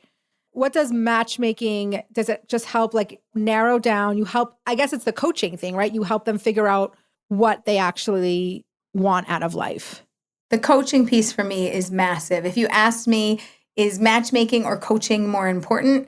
I would tell you coaching, and the matchmaking is going to happen, right? Because when I Right. am clear about who I am, I'm clear about what I want. And even if I know it, if I can clearly articulate that to you and you can understand what that means, not just it's in my language in my head, but I explain it to you in a way that makes sense to you, that I can empower you to help me, then I can ask anybody in my network to help me. And you don't need a professional matchmaker necessarily to set you up. I really believe in a community matchmaking model. So since the show, I have my business, I have everything that I do on my own. And for me, it's not enough. I move fast and I'm very expansive. So I just started the Jewish Matchmaking Movement, which is nonprofit and a communal effort to train communities worldwide and empower them with matchmaking skills so that anybody can make a match. You don't need to be a professional. You can just be a community member. You can have a day job and you can just think of people and make an effort to match them. And you can have some basic light matching skills. And then there should be professionals in the community that can help with the coaching or the support or nurturing a relationship along, or continued education and training or events in the community. There's so many things that you could actually do. But if at the root of it, I think that we need to be very intentional and clear about who we are and really work on how do you communicate that? Because if I just tell you, like, you know what I need, you've known me since I grew up and you know where I come from, you know my Because family. then you can't even articulate it for yourself. If you Right. can't tell it to somebody else. It's so fascinating that you say that, because one of my questions was, do you think the way that you date and the way that you show up affects the type of relationship you will end up having? It's a good question. It's like, is it the relationship you'll have or the relationship you'll choose or that person that will Yeah. choose you? The answer is yes. There are people that do try to show up a certain way. It's not really who they are, but it's Yeah. project to be. Yeah. And then they attract certain types of people, which is not necessarily what they want. And you could end up marrying somebody that's out of alignment with who you are. Because of who you projected. Right. Because I heard on a podcast, I think it was from Aaron and Sarah Foster. I don't know if you know who they are, but they were talking about dating. And like when they finally figured out that they used to date in a way that was like very accommodating and wasn't like they didn't demand anything. And they were just like, if the boyfriend or the person they were dating canceled, they'd be like, oh, sure, no problem. And they realized like, that doesn't end up working because you actually do have your feelings and your boundaries and they will eventually come out. And all of a sudden, it's like confusing what's happening here. So they were talking about this idea that when they finally realize that they need to show up authentically and show up if they're feeling something, if they're feeling hurt, or if they're feeling slighted, or if they're feeling not important, that they need to come out and say it. So that way you're actually living your true self and you're not being someone you're not, which doesn't end up, first of all, attracting the right people or being a relationship that could last because you just end up being really resentful. Right. So I'm wondering if that is something that it seems like that's part of coaching, right? Is to really. It's part of it. And also like end a relationship. If it's not the right thing, end it. You need to move on. It can't be that you just go with it because this really makes my mother happy. This really makes my friends happy. This is the kind of person they would want me to be with. I had one client who was dating people and he's like, I just don't know what's not working. And we got to the root of it. He was dating the old version of who he was that works with his family, whatever. But he had shifted and he's different now. And he's not the same as his family. And I said, but you're not going to be okay to marry somebody like that. You're going to want to marry somebody for who you are today. He's like, yeah, but I don't know. And it'll be so disappointing for my family. I was like, it would be so disappointing for you to marry somebody so wrong for you. And he's like, yeah. And in the end of the day, I coached him. We worked through it. I told him where to find the type of girl he was looking for. I said, look in this community. That's where he found her, in that community. They started dating. They had challenges that were, different that they had to work through.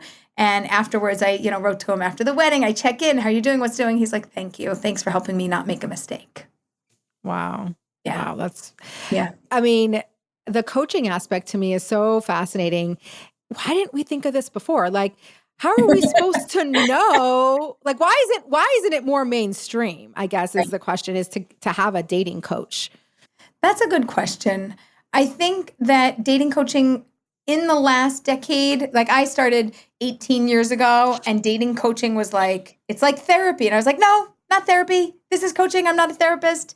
Mm-hmm. But the coaching industry has grown tremendously in the last 18 years.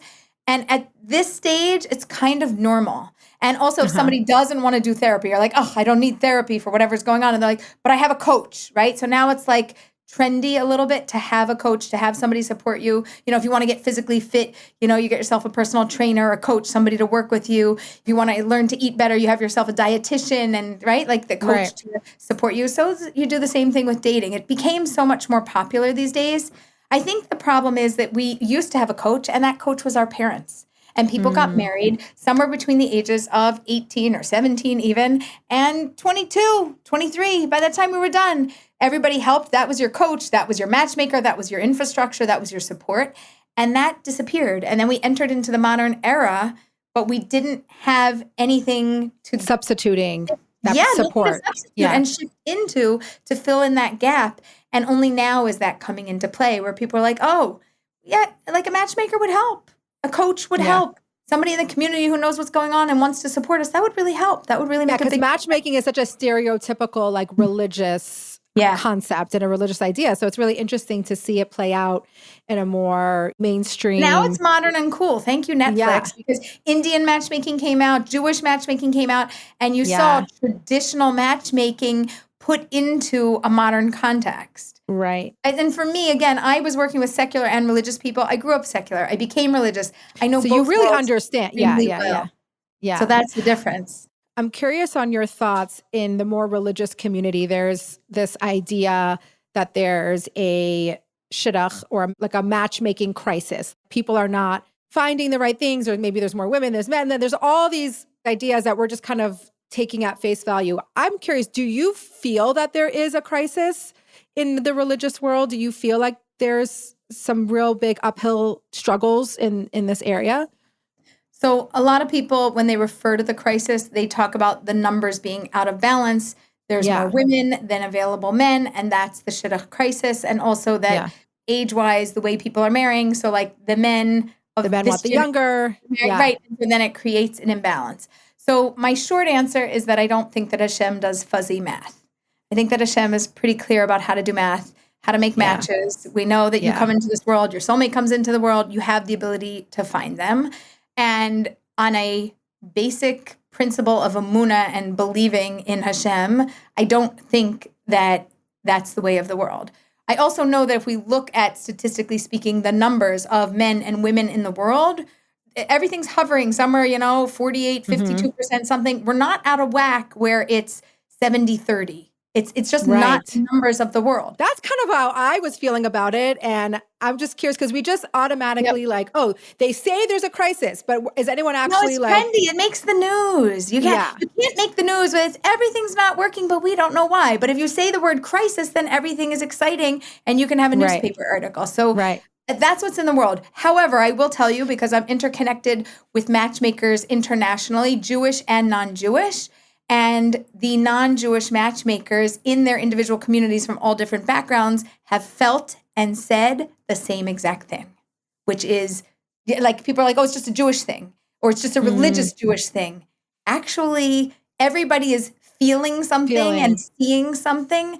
But the truth is, women are more likely than men to get support, get coaching, have a matchmaker, get therapy, be involved, do something about it. And they're more likely to be public or out there or known or have people working with them, and the men not so much. And the men are hidden a little bit more. And it's like, where are they? Now they're there, but they don't speak up so much. They don't show up so much, or not as much as the women do. So what we're seeing is an imbalance, and that's really what we're seeing, but that's not really what exists in the world in my humble opinion.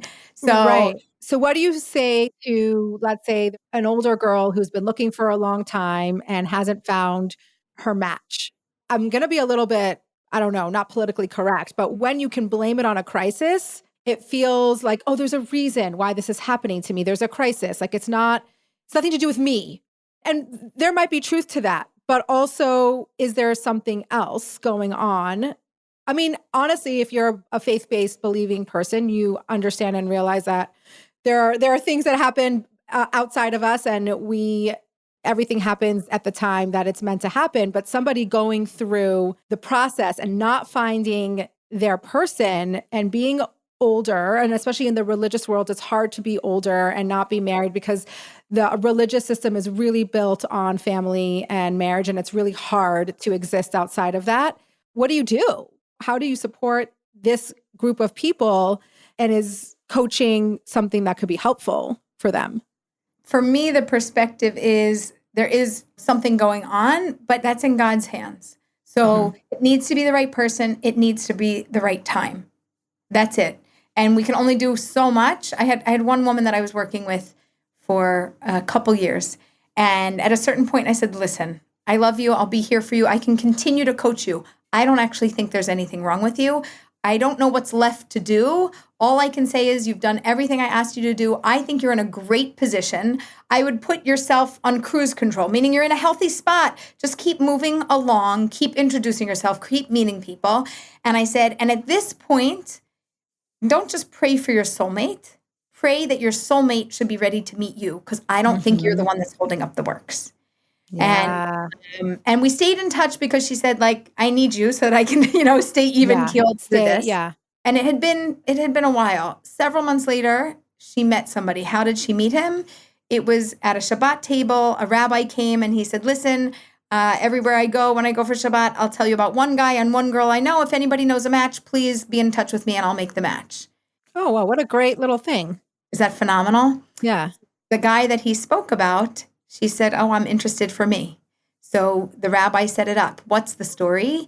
He had just converted. She was the first person that he dated after he converted. And that's her husband.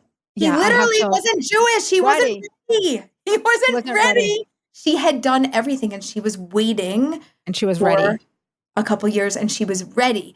But if you're ready, but your soulmate is not, you can be phenomenal, but your soulmate is not there yet, whatever it is, then you should pray that they should be ready. Right. That's a huge, beautiful shift, because I actually have a really close friend that has a story very similar, not similar in the details, but similar in like her spouse wasn't ready for her yet. And she just got married and her spouse is a widower. And I get the same story with the divorcee, same thing. Yeah, it's like, so it's so hard when you're in it to really look at that and look at the bigger picture. Right. But there is a lot of hope to be gained from that. Sometimes you're ready, but there's two people in this situation and the person that you're meant to be with isn't ready for you yet. And I love that shift of like praying for the fact that your significant other should be ready for you. And I think just taking a minute and recognizing that going through the challenge and being in it is so hard.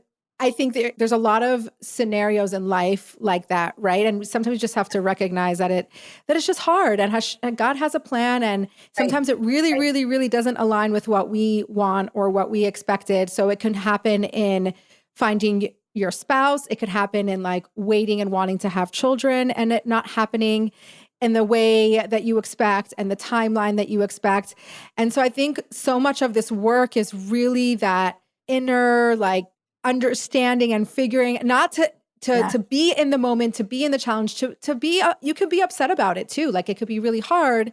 Exactly. And then constantly, try to remind yourself that there's a plan, but it doesn't mean it's not painful. So I think if anyone's listening to this and is in this period of your life, we're not dismissing the challenge of it at all. No. It's such a challenge, and be in it.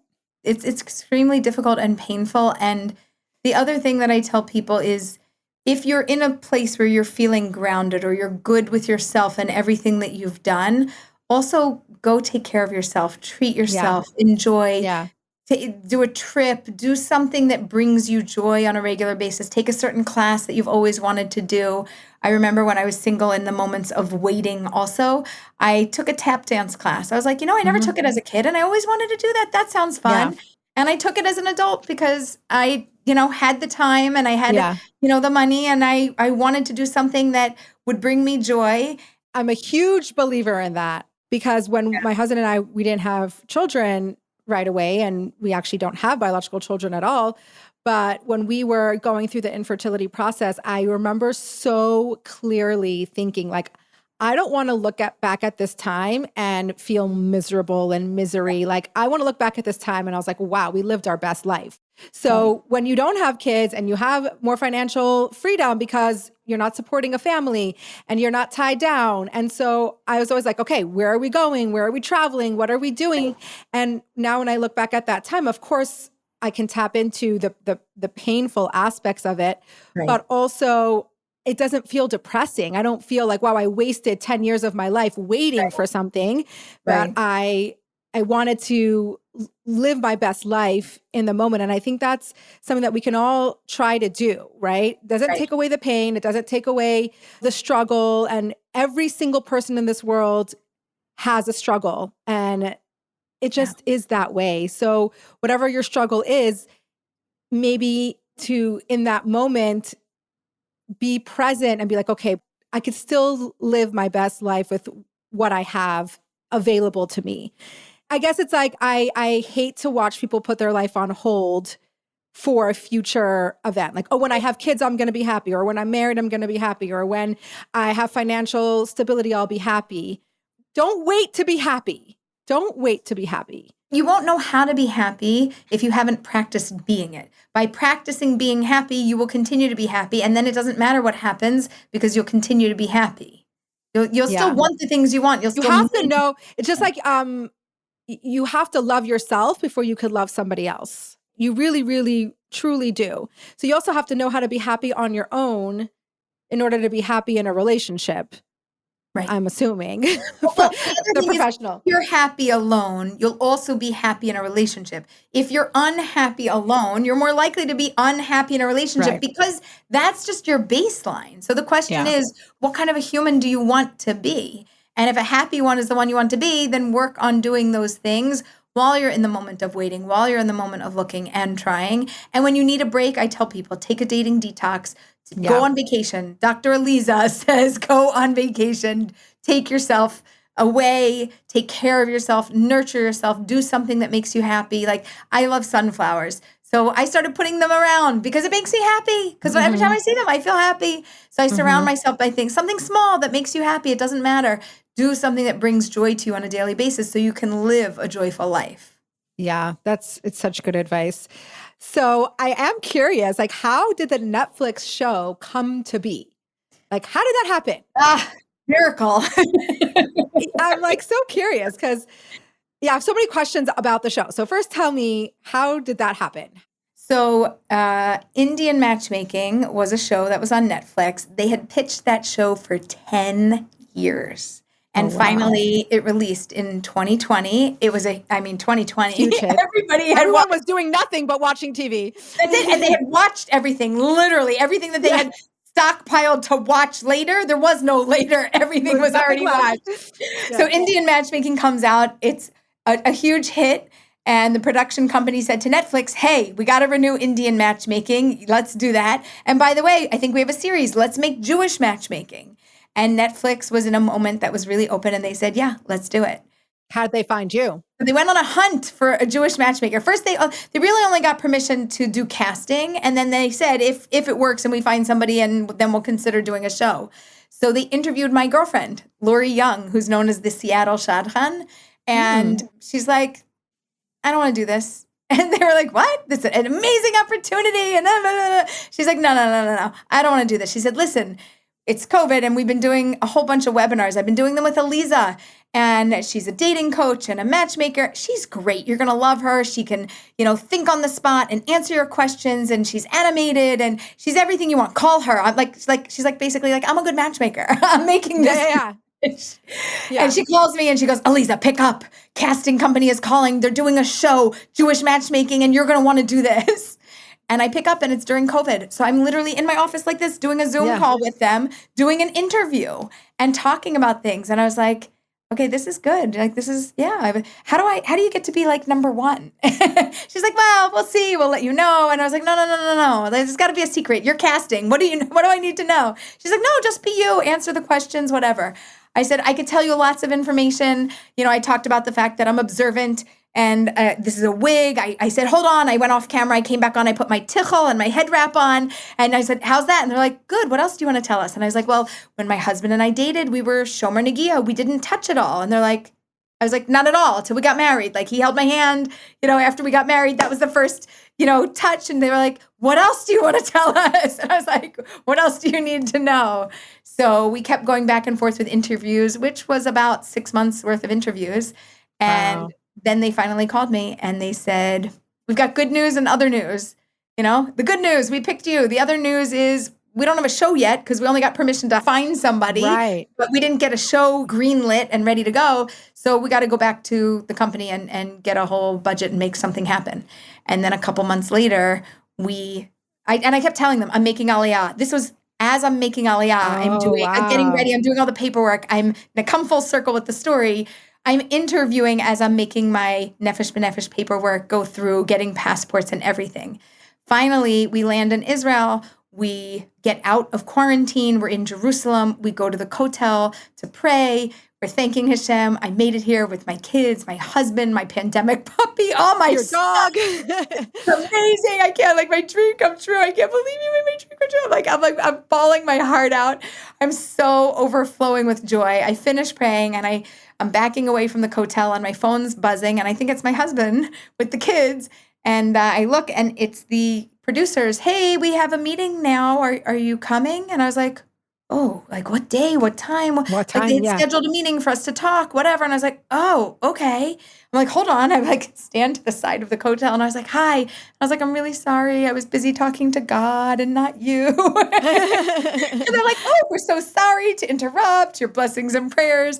But we'll just hold you for just a minute. We just want to tell you, show is greenlit. We're sending you a contract. You can go back to talking to God. Love you, bye. And I was wow, that's amazing. Oh my gosh, I made it. Every dream that I had in the same moment was coming true. And at the same time, you have to know that while some people might dream of having a Netflix show and everything will be amazing, the contract that you have to sign basically says, we can do anything to you and you can do nothing about it. It says that. So scary. And you have no control over anything and you have no privileges over anything. Do you want to sign up? That is the contract that you sign. And we tried to I had a lawyer and we tried to fix it. There was no fixing. No, so at a certain point, they just said to me, you can sign or not. What would you like to do? And I was like, okay, listen, Hashem, you and I, we're teammates here. I received that news at the kotel. I feel like this is what it is. I'm only doing this to be a Kiddush Hashem in the world. I'm only doing this for the greatest good of making the Jewish people a light unto the nations. And if you're not going to help me do that, we're going to have a problem. And if I don't believe in you helping me to do that, then we're going to have a problem. And if it's going to be bad for me in my life, I think I have to take that risk because I think the greatest good that could happen is so amazing that I have to be willing to kind of put my own neck and my children's, neck and my family's neck on the line. I think I'm going to do it. And we had a Jewish producer who was on board. In addition, there's multiple producers, but we had a frum religious Jewish producer that was on board that helped us to do things. Her name is Ronit Poland. She was phenomenal. She fought like a lioness to make sure everything was as good as it could be. And the one thing that I'm insanely, insanely grateful for is that they made me me. If what you see really on the show, did. They mamish made me me. I feel like when people are I feel like I know you. I'm like, you do. Yeah. You don't know all of me, but that you know of me is really accurate. And the other people on the show, for me, I feel like you know me and you really know 90% of me, you see, you just don't know me personally, but everything's really true. Most of the other people that you see, 30% of them. They showed you a snippet and that's part of who they are. You really don't know the other 70%. So anything that anybody is unhappy about or unimpressed, you don't know what you don't know. I met Mm-hmm. people, they're good people. They made an effort. Some of them are playful and funny, and you see it coming off a little snarky because that works really well for the story arc of who they are, but they have a fun, playful side. And how did the casting for the contestants, how does that work? so they had a whole casting call. They had hundreds of people apply. They said to me, if you have anybody that you want to apply, send this out, tell them to apply. And they picked their top about 50 people. There was kind of like, like the yes list, the maybe list, and the maybe list. Mm-hmm. And they said to me, who would you want to work with? And I got little profiles and videos, like a 3-minute little video snippet of who these people were. And I gave them my top picks. They gave their top picks, and they ultimately chose who they wanted. And they have a bigger vision of how to build out the storyline with all different types of people. But I thought they did a fabulous job of bringing in secular, religious, people of color, and Sephardi and Ashkenazi and Israel and America. Like there was such a wide, there was a nice variety. wide range. And Faye and Shia, who were the religious couple that dated on the show, they didn't get married, but Faye is like, in the very frum world. It was very hard to find somebody who would be willing for her and willing to go on television. Well, like that was it. Shia, the one we set her up with, that was it. It was hard to get somebody to agree to do that and to find a match that would be appropriate because she's sincerely Orthodox and like she doesn't even have Netflix. You know what I mean? Like and it was really a blessing that she did the program, and I think it was such a Kiddush Hashem, such a beautiful light that she shared her life and who she was and what she believes, and it added so much of a diverse picture of the Jewish people. I felt like they did a really, really good job of showing the diversity within our Jewish world. Yeah. So interestingly enough, I was surprised that you don't really see at the end of the show anyone actually lasting, or they don't tell you, like, did it work? Did it not work? Like, was that intentional? Like, was that the plan from the beginning, or?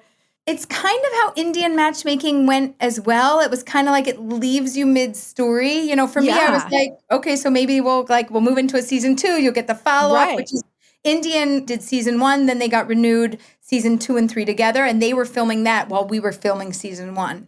So they moved into that, and they did it the same way. So I think it was just part of the docu-style series that they did. So I don't know. It wasn't, I didn't have the plan of what to do. They have the big picture of it. But really, you have to understand, we filmed from February of 2022 till August of 2022. So I would fly into America for 3 weeks, film. Then 2 weeks later, they'd fly into Israel, we'd film. Then a couple weeks later, I'd fly into America. Then they'd fly into Israel. Then I'd fly back into America. And that was it. And I would be in one location, and then I wouldn't go back there for 3-4 months. And then I'd go back. And so even if we started a story and they would continue dating, which happened, we got none of that on film. And the first 2 dates that you get are back-to-back dates. It could even be the same day or the same day or the next day. So I'm curious. So what was the purpose of the show? Was the purpose of the show just to educate on what matchmaking looks like? Or was it the purpose of the show wasn't to it's not like Bachelor where you end up with a couple. They would want to have a successful match. That for sure, they wanted to have a successful match. They don't even show it. No, but I said to them, if you wanted to have a successful match, why did you give me people that said I want to get married in the next 3 to 4 years? Give me all Orthodox people. If you give me 10 Orthodox people, I got a shot at getting make this work. Right. Really, they date for 3 months, they get married, no problem. You can have a wedding on camera. It's really not a big issue.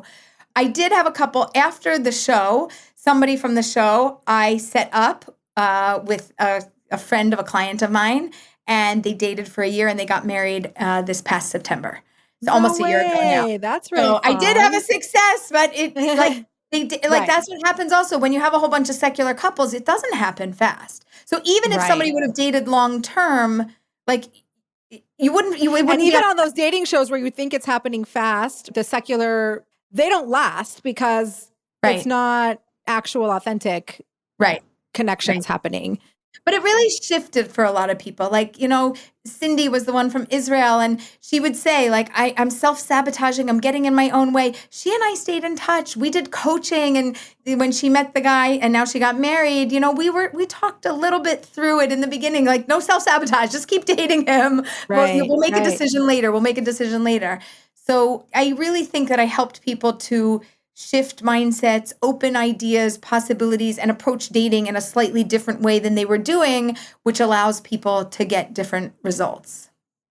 Yeah, and I think it's really cool, like that education pieces that you would throw in the middle. That was really beautiful. And just the concept of like shomer nagia, not touching, like so foreign to Right. the world out there, and just understanding like what that's about. I think you did a really good job of really giving context and helping people understand, because I think there's a lot of judgment that comes from the way that religious people date. Like, what do you mean? And you don't touch, and you do it so fast. And I think you did a really nice job of giving a peek into why we do it the way that we do it. Right. And also like dropping a little, try not touching during your date, Right. like Try for 5 days. Like, maybe you won't touch for 5 days. Like, I try to modify like the Jewish concepts that we have that are too heavy for, like, Yeah. it's too extreme. It's from one extreme to another. I try to modify it and let's adapt it to something that you could do that will be for the greatest good of the relationship. So I say 5 dates, no touching. After that, take it slow. See what happens. But you know how hard it is to get to a 5th date?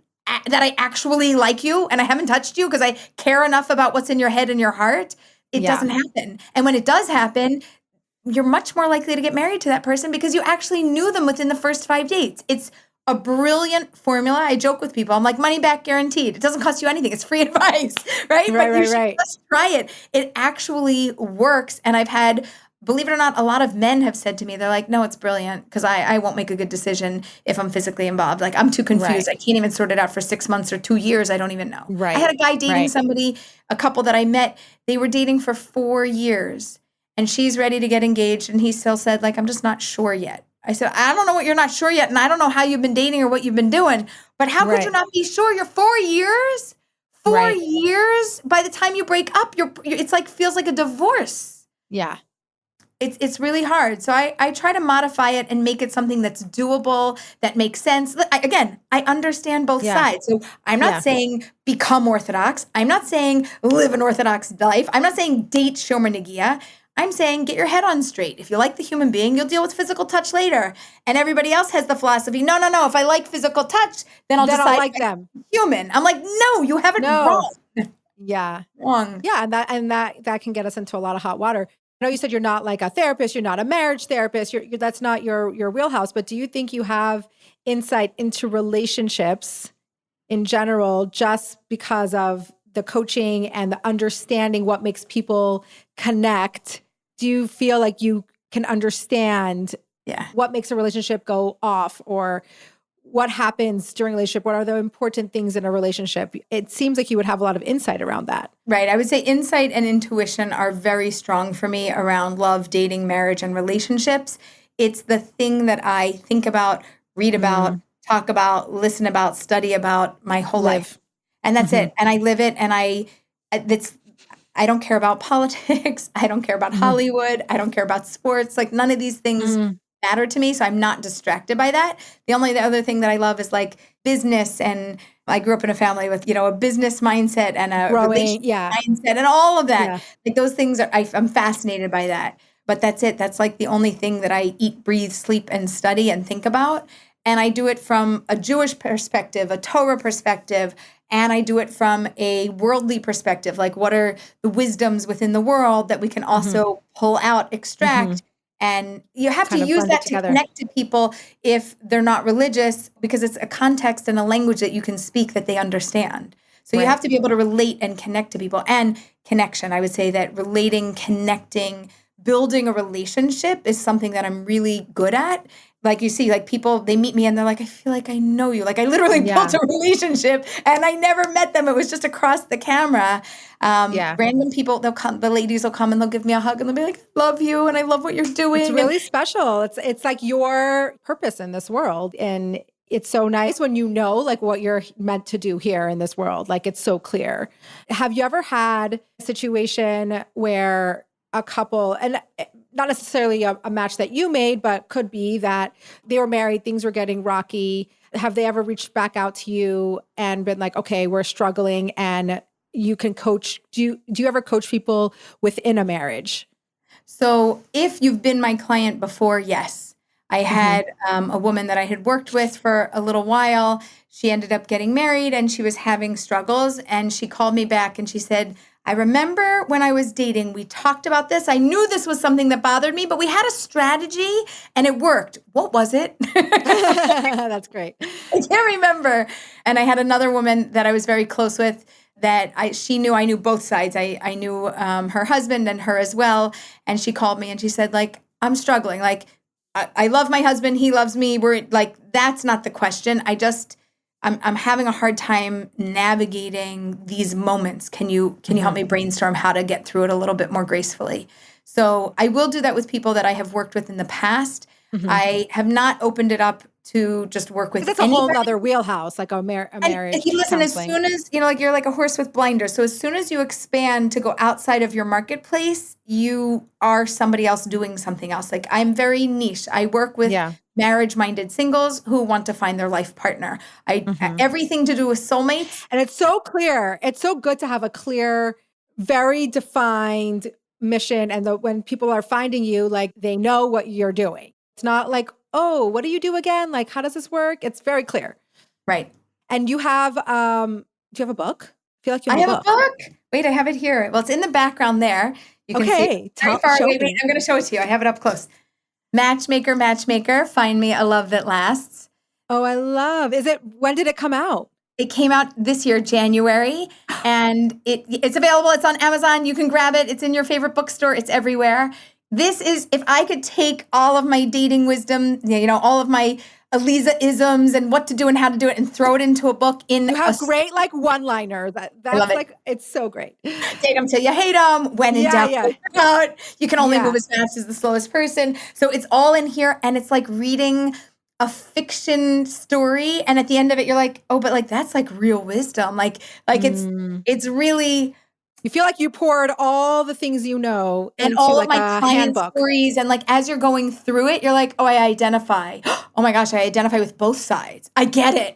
Oh, wait, what did they do about it? Oh, that wasn't a good decision, huh? Oh, okay, now I know what to do. Like you can see it all put together because it's story format. And then at the end of the chapters, I have little like homeworks and this is like a graph and a chart and I explain different things. Wow. And so you get all, it's like if I could just having you in people's back pocket. That's it. You get my brain in your back pocket, what to do. And it's not just good for singles. It's also good for people who want to match singles. So if you want to help your friend, just read the book and you're like, what would Aleeza do? This. You just try like that. It works. It works. I've done it with thousands of people. That's amazing. So we'll definitely put a link to the book in the show notes so people can just easily get a hold of it. And I want to thank you for being here. This was so fun to talk to you. You're like a light. I feel like you just like shine this beautiful light into the world and you've chosen to dedicate your time to helping people find the person they're supposed to live their life with, build a family, bring light and love into the world. And I do think what was special about the show was, correct me if I'm wrong, but to me, what it felt like was that there was also an awareness of Jewish people dating Jewish people. Like it's like, even if you're not observant at all. Yeah, behind the scenes, I had a rabbi do all the checking to make sure that they were halachically Jewish so that nobody could come back to me and say, oh, they weren't Jewish. You weren't doing Jewish matchmaking. We checked everything out. We did. And it was the concept. It's Jewish matchmaking with Jewish people marrying other Jewish people. Yeah. Yeah. And I feel like that in this day and age, like it's such a beautiful thing to have that awareness, especially with what as a nation we are going through to keep that nation strong and united, and to marry Jewish is a beautiful thing. And I think that was very well depicted in the show, like the importance of that. Do you think they'll do another season of Jewish matchmaking? We're not in production at the moment, but Hashem can make a new decision at any moment. Yeah. Yeah. Well, I hope there's one. As like I said, we didn't really get into it. But I actually really, really, really don't like reality TV. There's so many, I think most people do. And I just like, there's something about it that I just don't have patience for, or I'm not interested, or we think it's like in real time, but it's still so produced. And it's like not my thing.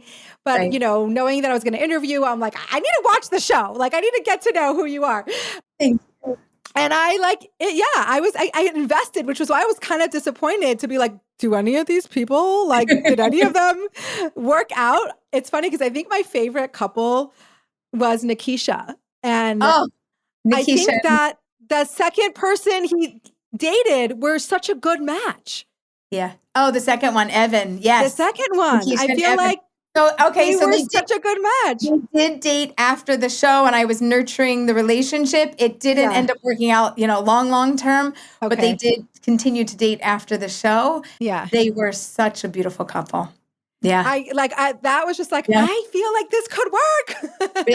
You were right. There was Yeah. potential there. Yeah. Well, thank you so much for being here and keep doing what you're doing. I think it's such a wonderful thing. We will put some information in the show notes if people want to explore further. And thank you. Thank you.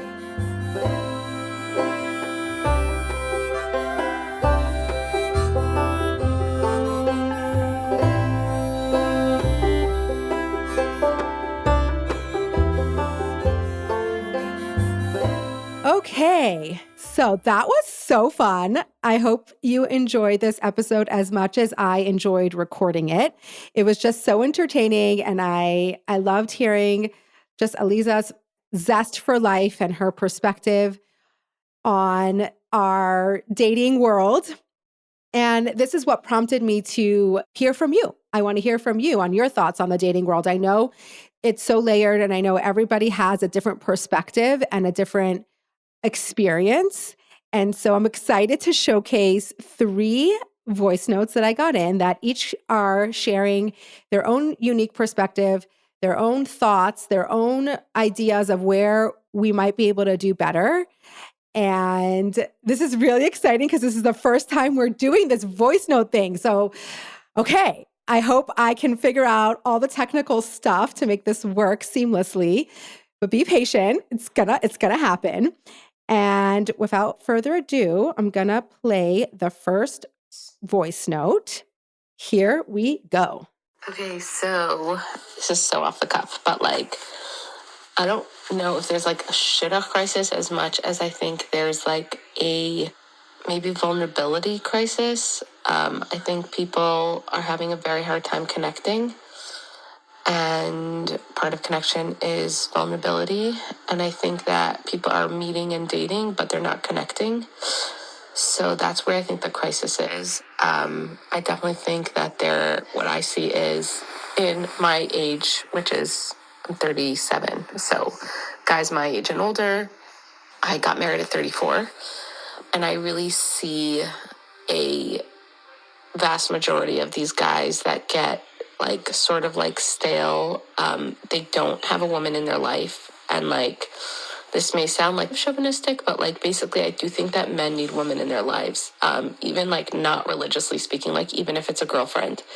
But a lot of these boys that are Lubavitchers, and they're not even that religious anymore, but they don't even have girlfriends. So my biggest issue is like, why are you not even able to have a long-term relationship? Forget about marriage, but so that kind of makes me wonder, like, why can't they connect with anyone? Like, they don't have to marry them, but even have like a long distance relationship, not a long distance, a long-term relationship seems to be hard for them, or not really something they're able to do, which is concerning because they're just getting older, and there's a lot of girls that want to get married, and there are no really available guys for them that are like genuinely emotionally available, because they're all, so to speak, I call it out to lunch, and I'm not here to blame them, but it definitely feels like a large part of it is guys that are not ready or willing to be vulnerable.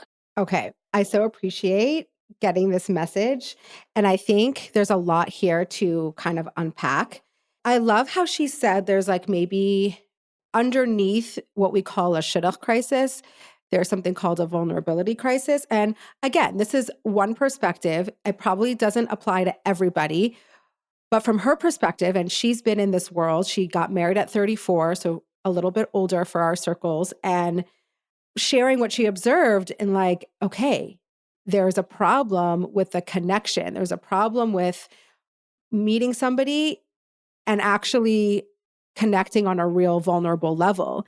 And it's interesting to kind of unpack and talk about this idea of men who are kind of just bopping around and don't have a woman in their lives and they're not pushed to grow and to be their best selves and kind of waiting around. And I think that's true. Like that does make for a stale experience.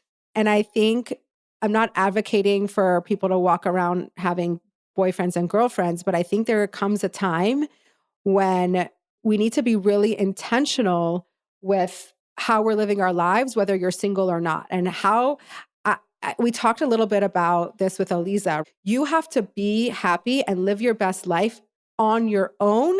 If you don't know how to do that, then getting married and moving on to that next stage of life is not going to be at its best because no one else is ever going to like fill that inside fulfillment and that happiness. So I think it's speaking to a similar thing. Like be your best self even when you're not married. So continue to challenge yourself to grow, to not stay stuck or stale or clueless on what it means to have a relationship.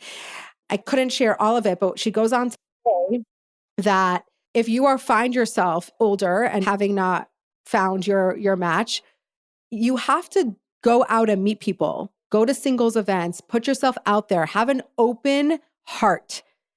And I think that's so important. We're so busy like having criterias and having lists and having, does this meet my expectations? And sometimes what we're looking for is not what we expect. And you would never realize that. But if you go into this experience with an open heart, that makes it so much more possible to stumble upon your person. But if we're so busy with like so many restrictions and so many conditions and all these criteria that this person has to meet, yeah, it's important to know what you want. It's important to have a value that is unshakable. And at the same time, like we can do that and have an open heart, be open to all types of people and all types of perspectives. I actually talk about this in connection to adoption.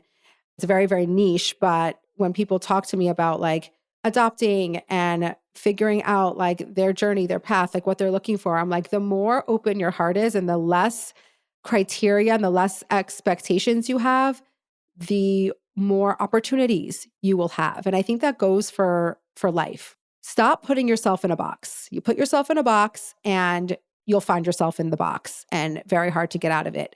The more you can open yourself up and try new things and explore and step into all different types of experiences, I think that's a really beautiful thing to take into account.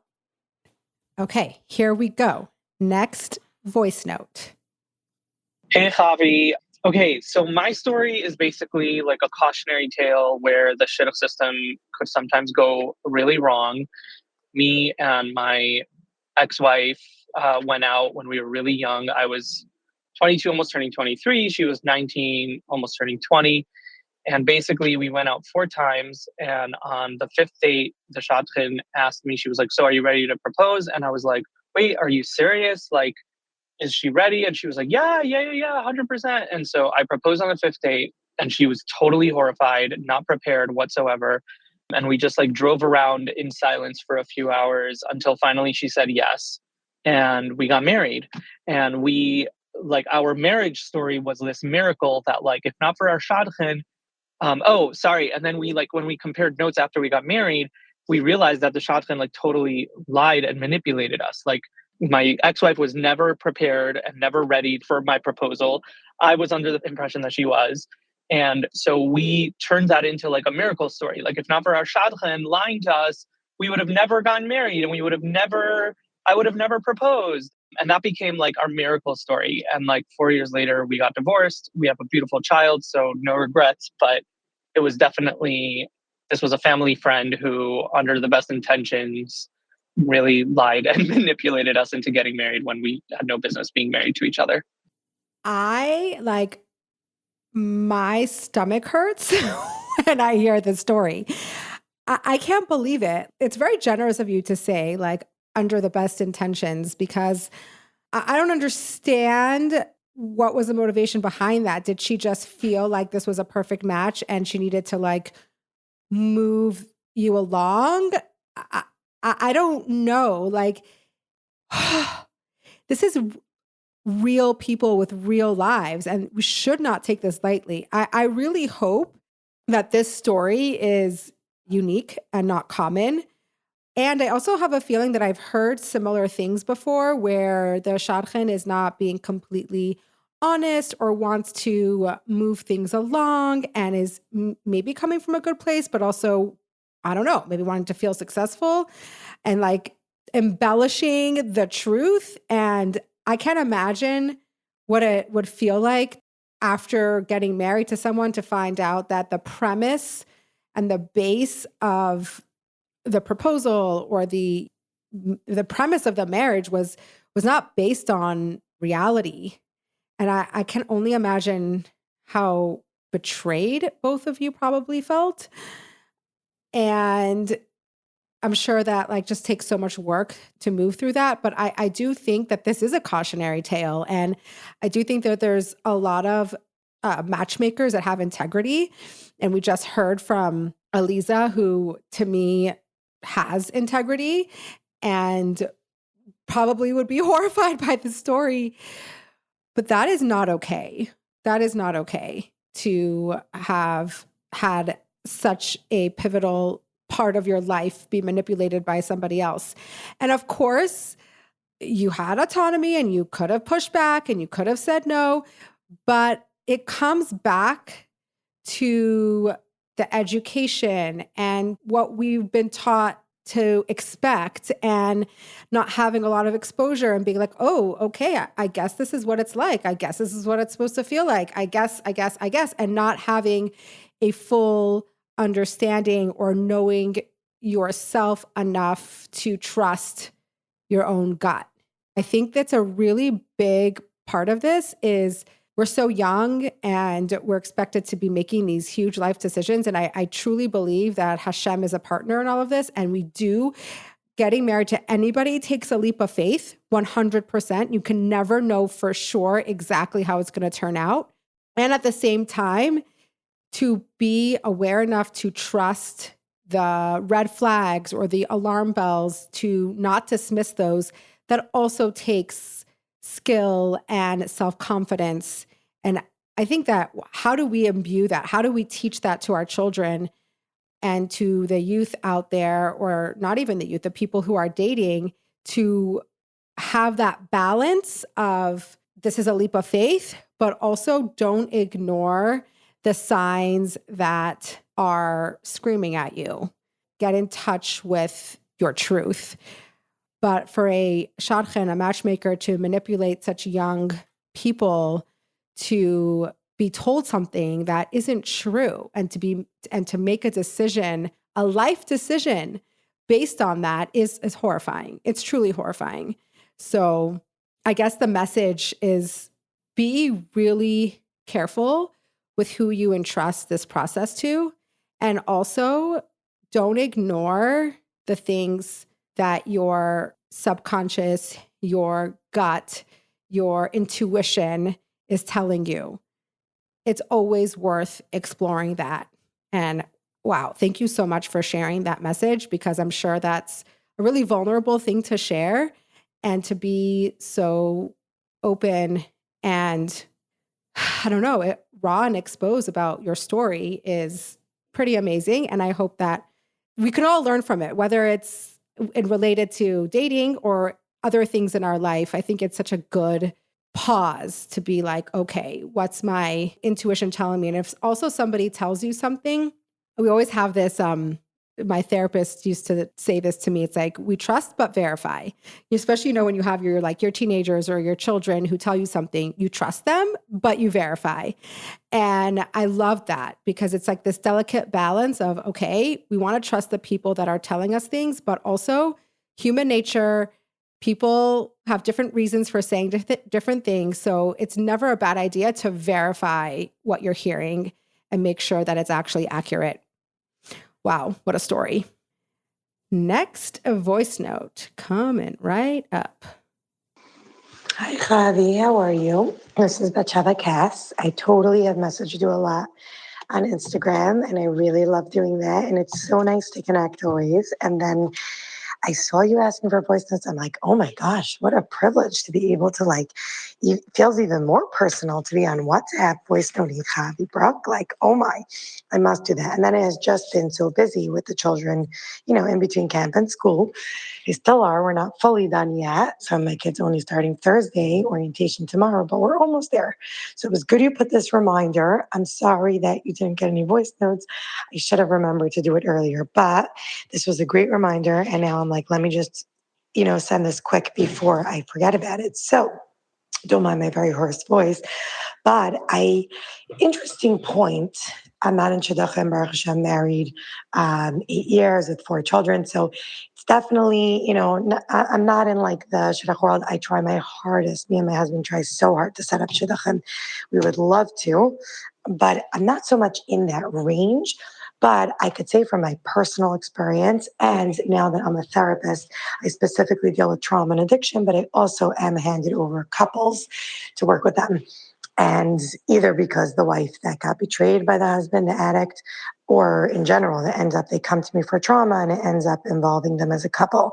So anyways, when I'm doing the work, what I noticed is that in our culture, I'm talking about the frum world, a lot of things are just built into our culture, I find. This is what we do. We get married at whatever age, different, obviously, Hasidish do it earlier, Litvish different, but the point is that it's just within a certain range. We finish high school, we go to seminary or yeshiva in Israel, and then we just get married, we date, we get married, then we just have children. There's not much, this is what I find, that there isn't so much thought and explanation and teaching and all those stuff given over the way I think it should be. This is just my perspective. I'm coming to think a lot more as a therapist, seeing the marriages that are not going too well.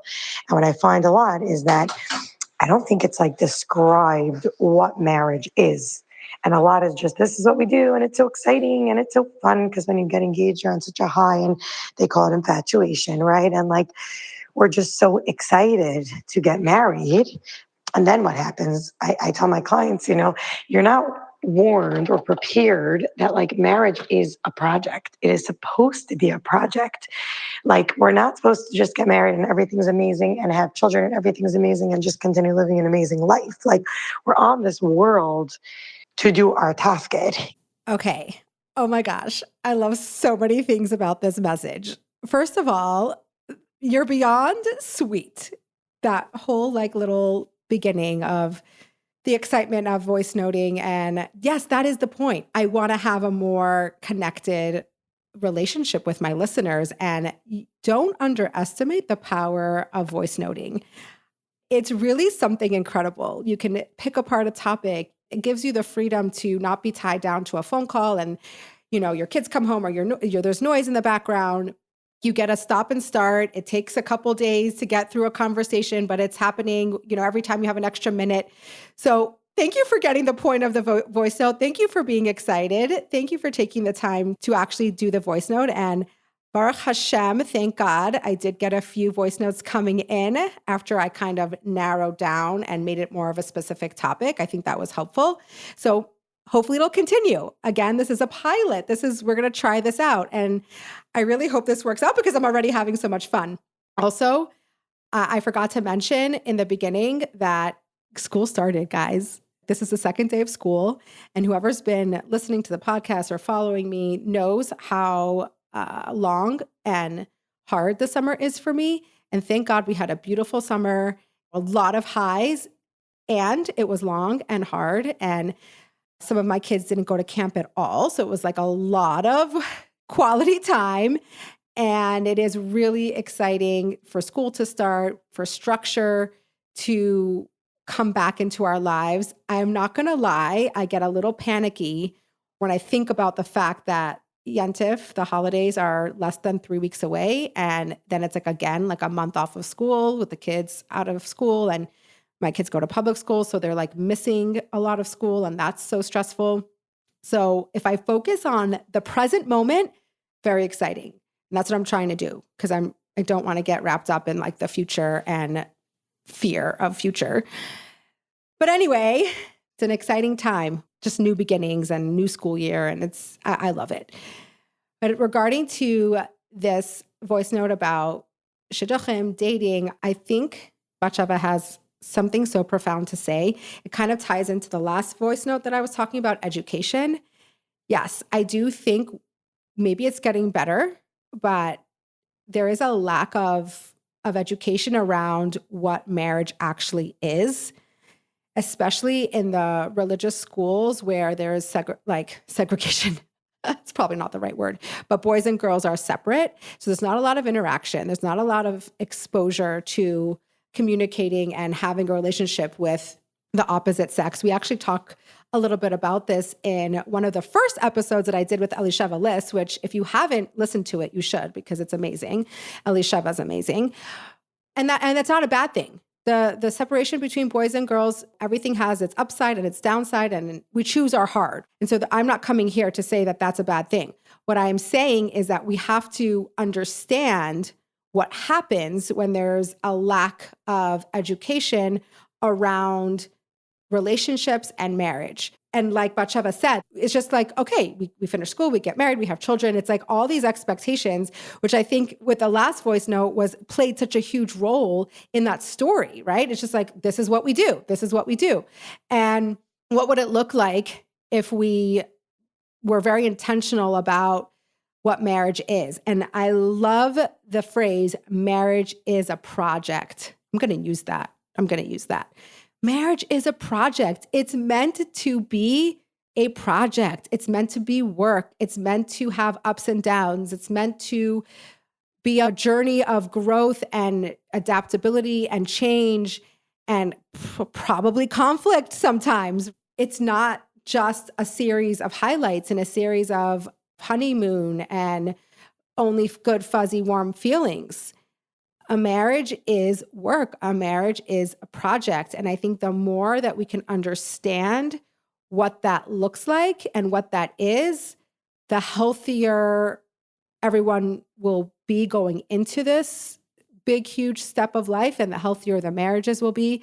So there's a lot of perspectives on the dating world and the shidduch world from the first voice note that we shared. That was like, okay, how do we show up vulnerably? How do we show up with an open heart? To understanding that we also need to listen to our inner voice and to know who we are and to question the people who are telling us things. And I hope for the matchmakers out there not taking advantage and being really truthful to what you tell your clients, because it doesn't serve anybody to embellish and to manipulate down the line, right? That there's nothing good that comes from that. And to this final point where education is so key. How are we educating our youth? How are we building confident children, informed children, people who understand that marriage is not going to be a piece of cake, and to seek the right advice and the right help through the ups and downs. And actually seeking help in a marriage isn't a sign of failure. It's a sign of growth. It's a sign of maturity. It's a sign of being committed to something. And I'm sure there's so many more passionate opinions on what's going right, what's going wrong, and you have a way to share. So let me know. But this was a really interesting and fun and eye-opening discussion, because I'm also not so much in the shidduch world right now. I've been married almost 20 years.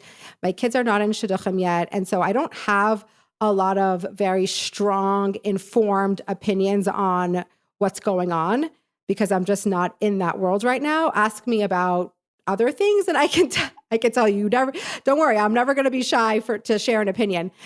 But it was really nice to hear from other people and their experiences on what they observed. And everyone has their truth and their experience. And it's great to hear them all. So thank you for being here. Let me know, give me feedback on your thoughts on this new piloting voice note segment of the podcast. I hope you loved it as much as I did, but you can share all your thoughts, even if they're contrary. And again, wrapping up a year, really exciting. I feel really proud of myself, and I'm really excited to level it up in this next year. So love you all. See you next time.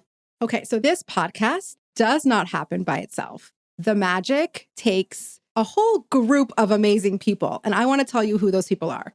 So obviously, I'm your host, Chavie.